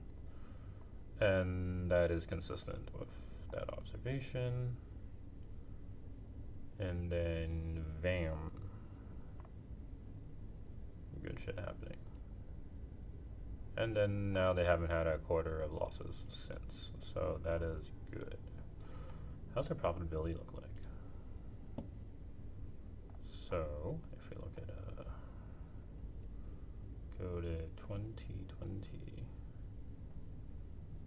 Let's take a look at Q1. Yeah, okay. So negative 11%, negative 4%, 6%. Actually, not that bad, to be honest. Really not that bad. And then like marginally scratching up. Nice, nice, nice, nice. How did they handle their debt in that situation?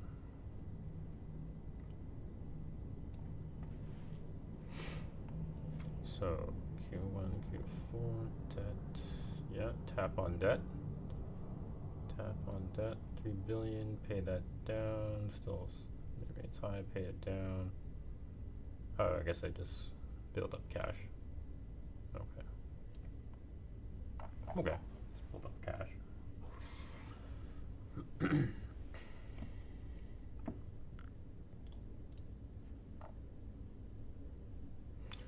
So 2020.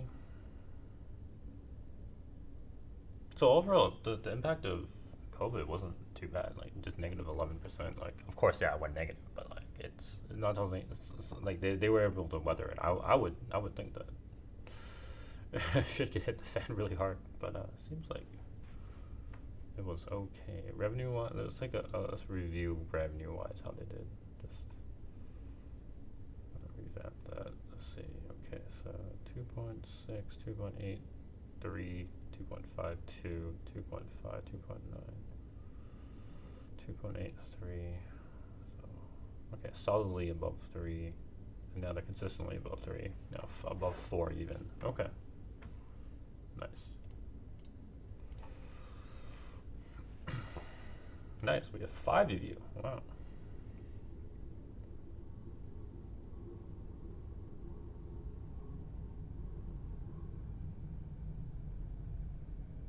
Welcome, welcome.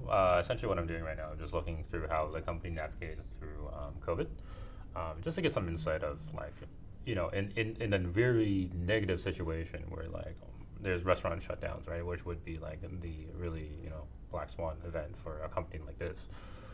They actually did quite well, no, surprisingly, right? I wonder what happened. Like, I guess what could happen is like people maybe did Uber Eats, right, and just ordered ramen to their units. That might have withstood it. I'm really not sure how. Yeah, because I'm sure some restaurants went bankrupt, but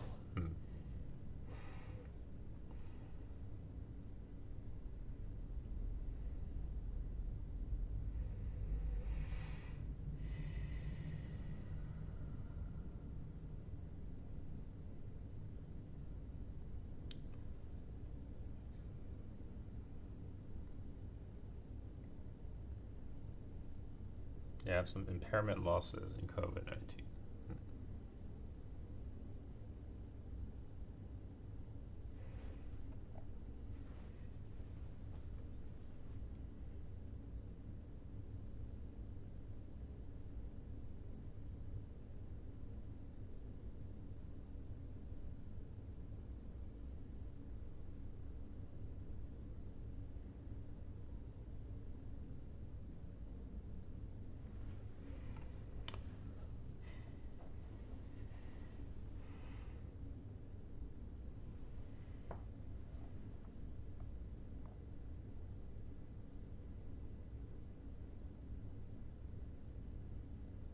I would imagine in a scenario where there's COVID-19 that sanitation and hygiene and that stuff are going to be even more stringent because you don't want to spread COVID through your soup stock, right? Like anything that would hint that your soup stock is, transmitting COVID, would be like very detrimental. Um, so let's see if there's any legal regulation parts that were adjusted in the city.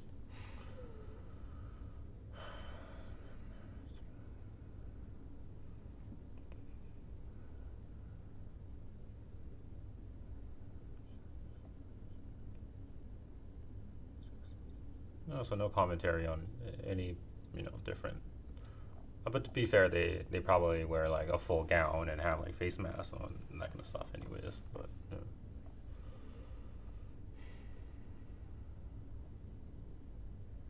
yeah. Regarding COVID-19, let's see. Okay, so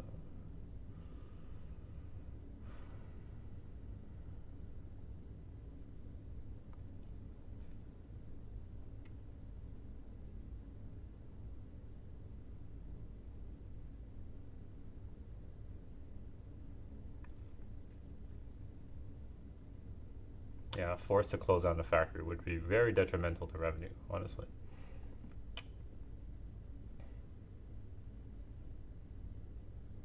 Yeah, it would be horrible for logistics as well. So things are slowing down.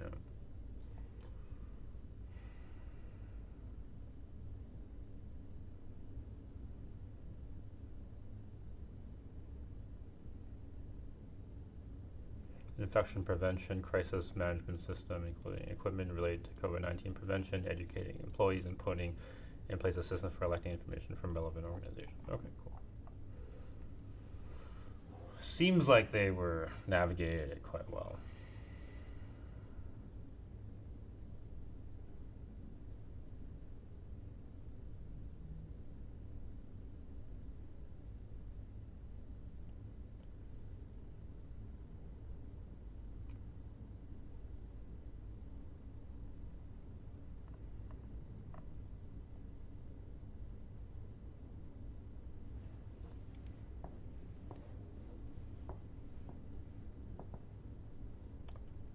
So during COVID, I would imagine ready meals would be quite strong, mainly because if you're working from home, if you just go to the conveni, you just go to 7-Eleven, Family Mart, just to grab something easy to, instead of cooking, right? So if you're working at home, then yeah, that would be an incentive for ready-made meals, which would be good for this company. But the downside is restaurants. Probably people don't go to restaurants as much, so that would impact that negatively impact that the commercial use seasoning part.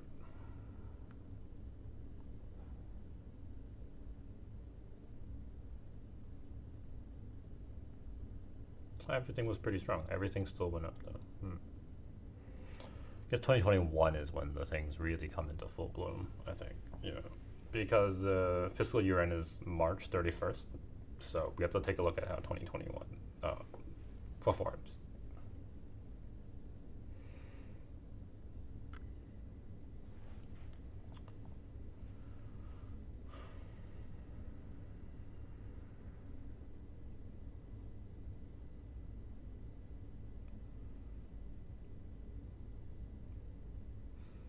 Yeah, they say factory utilization rates, but they never actually provide a real number. They just say, oh, factory utilization rate will increase. Okay, what is your full factory utilization rate though?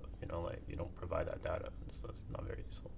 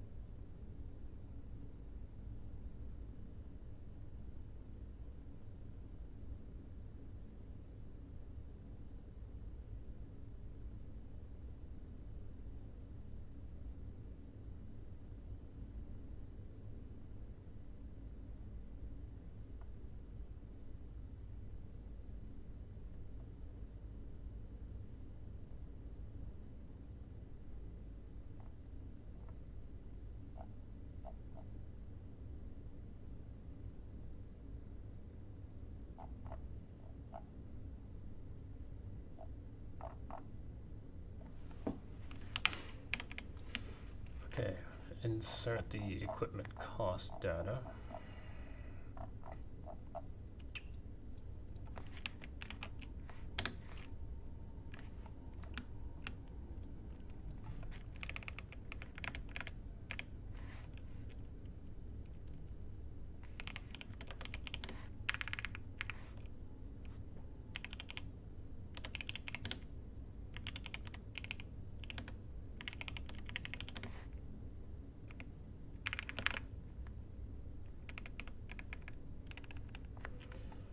Okay, 2021.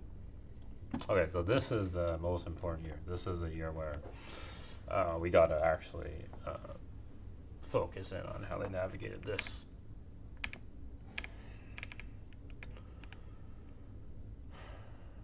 So if we look at it, actually revenues only dropped like 700 million. So that's actually very, very good, honestly. Like basically close to like pre-COVID levels in March 2019. So and very minor losses, I would say. So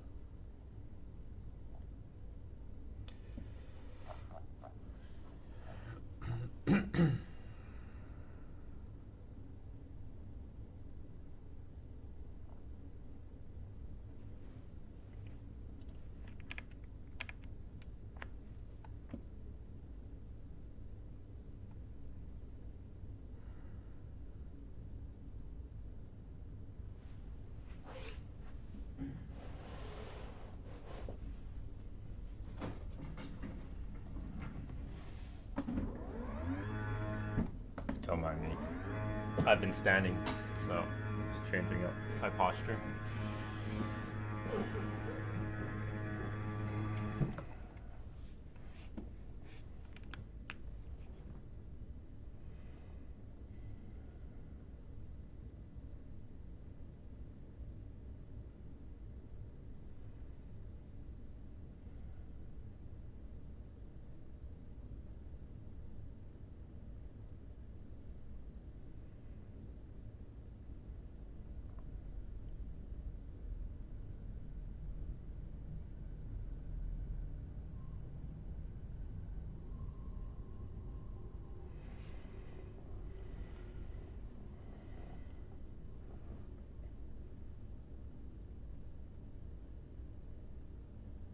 Okay, no change in commentary here.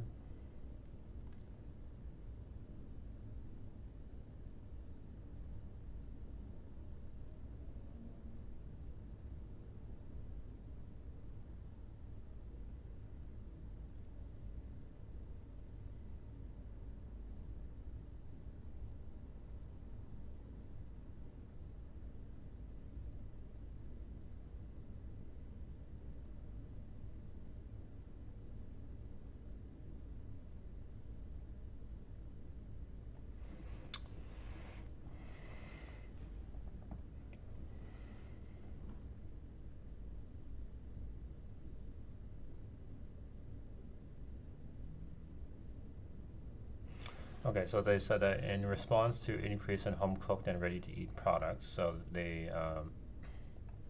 due to the impact of stay-at-home consumption during the COVID-19 because of work from home, we're hiring personnel and expanding our production facilities to strengthen our production capacity. So, yeah, so for their ability to make these ready-to-eat products. Actually, we can take a look and see if that's actually the case. So I know that in oh, it's 2022. Do I have? I don't have data on them. Hold on one sec. Okay, 2021. Commercial seasonings, separate seasonings, natural extracts. One moment. Separate seasonings, sales mix. Commercial seasonings include their soups here.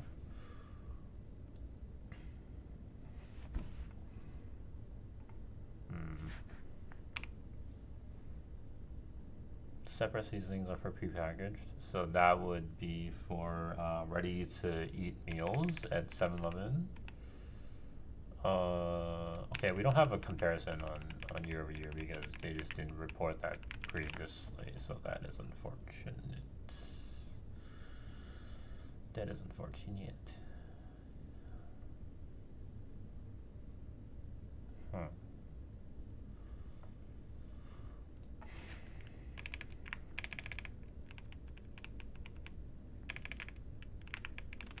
We can see up until fiscal year 2022 though that these two revenues are quite similar, and then it starts to stay stagnant. So separate seasonings does stay stagnant, whereas commercial seasoning has been growing, which is good. So that their core offering is expanding, so that is definitely good.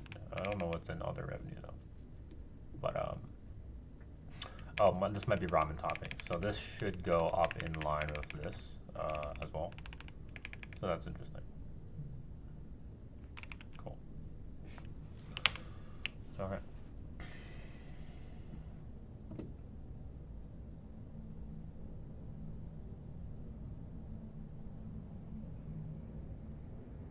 Strengthening sales to businesses primarily focus on takeout and delivery. That makes sense.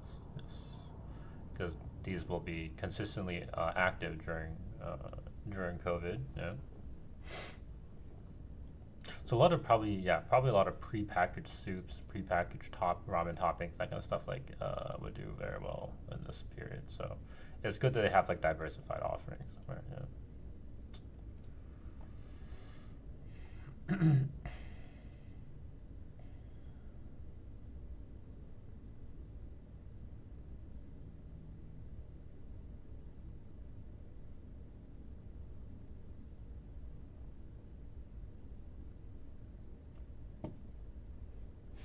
Let's see what their profitability in the U.S. looks like during this period. So net income, oh, turned positive. Oh, in fiscal year 2021 too. So that is very interesting that they were able to do that. Right? So that must mean they actually reduce their cost structure, right? Because revenues dropped like 33%, right? And they're still able to. Oh, I guess they had impairment losses here. Sorry. So I guess. So it did get worse, but not like. Okay, that's fair.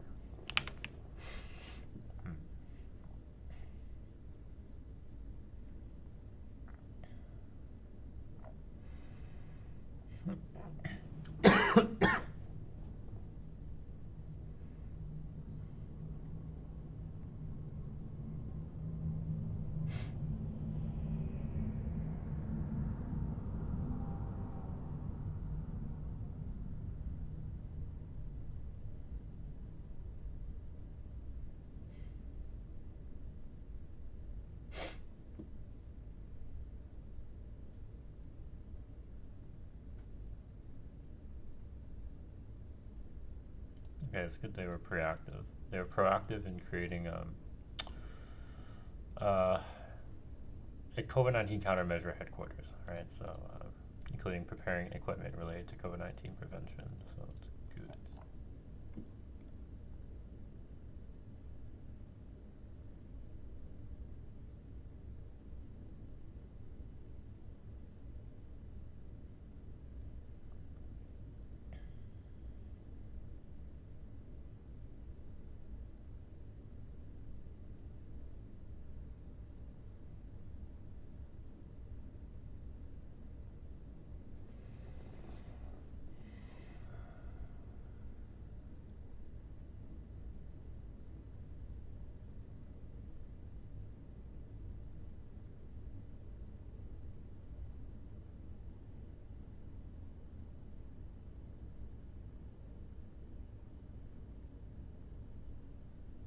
Okay, so this is good. So, in the seasonings industry, sales of home cooked and ready-to-eat products to retailers such as major mass retailers, supermarkets, and drugstores were strong due to stay-at-home consumption resulting from the COVID-19 pandemic and expansion of teleworking. I think that just means work from home. On the other hand, in the food service industry, the first state of emergency declared at the beginning of the fiscal year significantly restricted economic activity in the food service market. And after the state of emergency was lifted, economic stimulus measures, such as the Go To Eat campaign, show signs of a temporary upturn. However, towards the end of the year, the number of coronavirus infections increased again, and a second state of emergency declared, restaurants were forced to close or shorten their business hours again, which led to a decrease in customer numbers and sluggish sales. Under these circumstances, the group has embarked on structural reforms through fundamental reforms to its corporate structure and management structure, as well as a change in mindset under the policy of implementing structural reforms to build a profitable structure. Okay, fair enough. So basically, case in point is like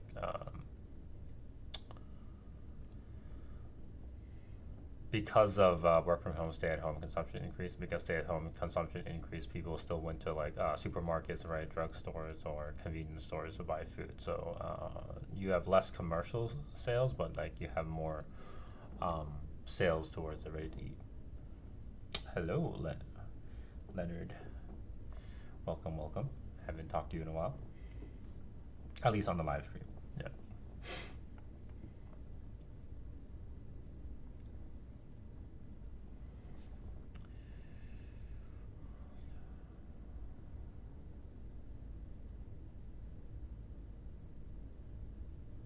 Yeah, sales of commercial seasonings for the restaurant market were sluggish due to a significant decrease in the number of customers visiting restaurants as a result of requests for business closures and shortened business hours following the declaration of state of emergency.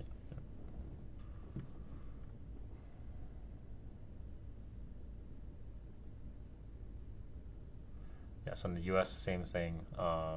Yeah, restrictions on business activities due to COVID-19, but in the second half of the year, takeout and delivery business were strong, and some stores were able to reopen due to the increasing vaccination rates. Yeah.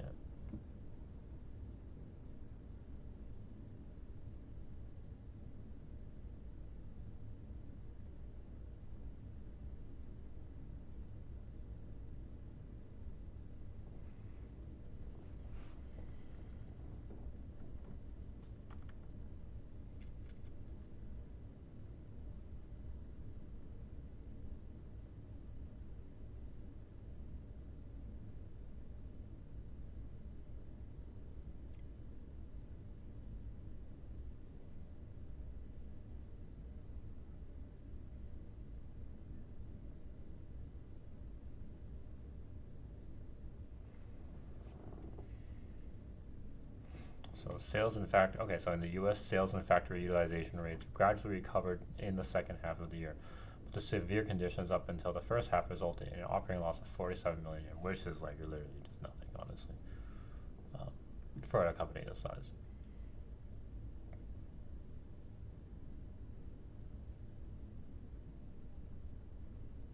Yeah, it's literally nothing.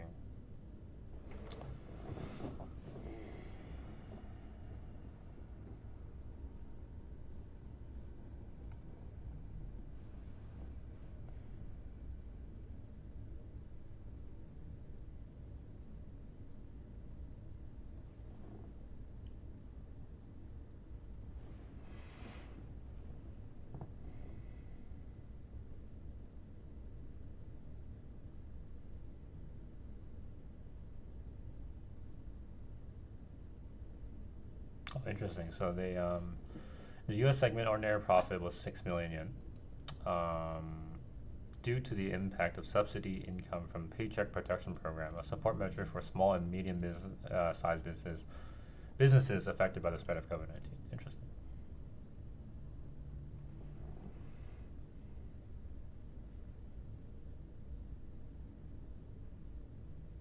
Mm.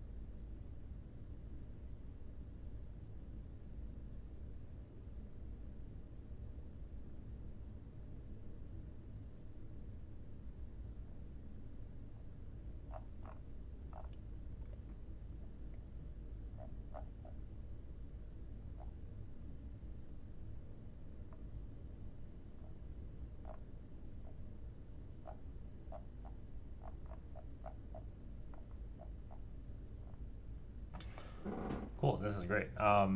So yeah, yeah, the company.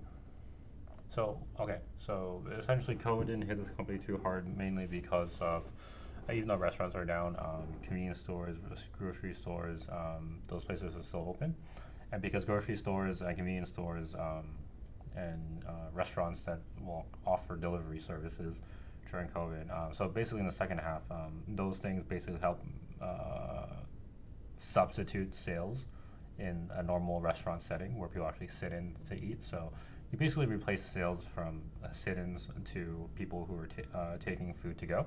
And so the company was still able to survive and offer and take a very actually low impact because so basically just altered just their sales mix basically to more ready-to-go meals, sales that cater towards ready-to-go meals. So their packaged soups, their ramen toppings, that kind of stuff probably increase relative to its commercial soups. So it still did decently well. So we just know that in another COVID situation where we have like a similar thing happening, um, essentially the same ball game, right? Because people still need to eat, right? So yeah, it's only in a scenario where people completely decide to cook, then in that scenario it'd be kind of crap, right? But in Japan, the you have to think about it this way: the cost to buy the ingredients and actually assemble ingredients to make something, like the cost, the opportunity cost on time, it makes it pretty similar, right? Like so, if you go to a combini and you buy like a ramen or a soba, right? That's gonna cost you like a soba is only like I think 600 yen, 700 yen, like pretty affordable actually. But if you were to make a soba and actually cook the soba noodles and actually compile the sauce and yada yada yada, right? Like I don't think it's even worth it to make your own soba at home. Of course you can, right? Like if you're staying, like if you like on a weekend with your family, then you sure make the food and just to be have more home vibes. But yeah, the cost is so similar between cooking and like preparing a meal for yourself and buying out that yeah, I don't see that happening in Japan. It's more so a thing in I would say North America where actually you can't get 600 yen, $6 soba right from the convenience store because the convenience stores here suck. Um, so in that scenario where the best option is in between where you either go to a restaurant or you cook, then I think the impact in North America would be higher, right? Yeah. Okay, so that covers 2021. So it's 8 o'clock where I'm at, so I'm kind of hungry, and I really appreciate I've had four viewers for the last hour to 2 hours. So average view duration is 12 minutes, which is actually very impressive. So I really appreciate you guys, whoever you guys are, for tuning in and listening to me talk about this company. But yeah, so overall, the impression so far from fiscal year 2015 until 2021 is the company has been executing on their plan of expanding in the US, and the US has been growing quite well. Um, and yeah, they have been able to turn a profit, and they don't report the factory utilization rates, but essentially, the factory utilization rates has gone to the point where they are able to experience a profit. So yeah, it seems like they're doing well.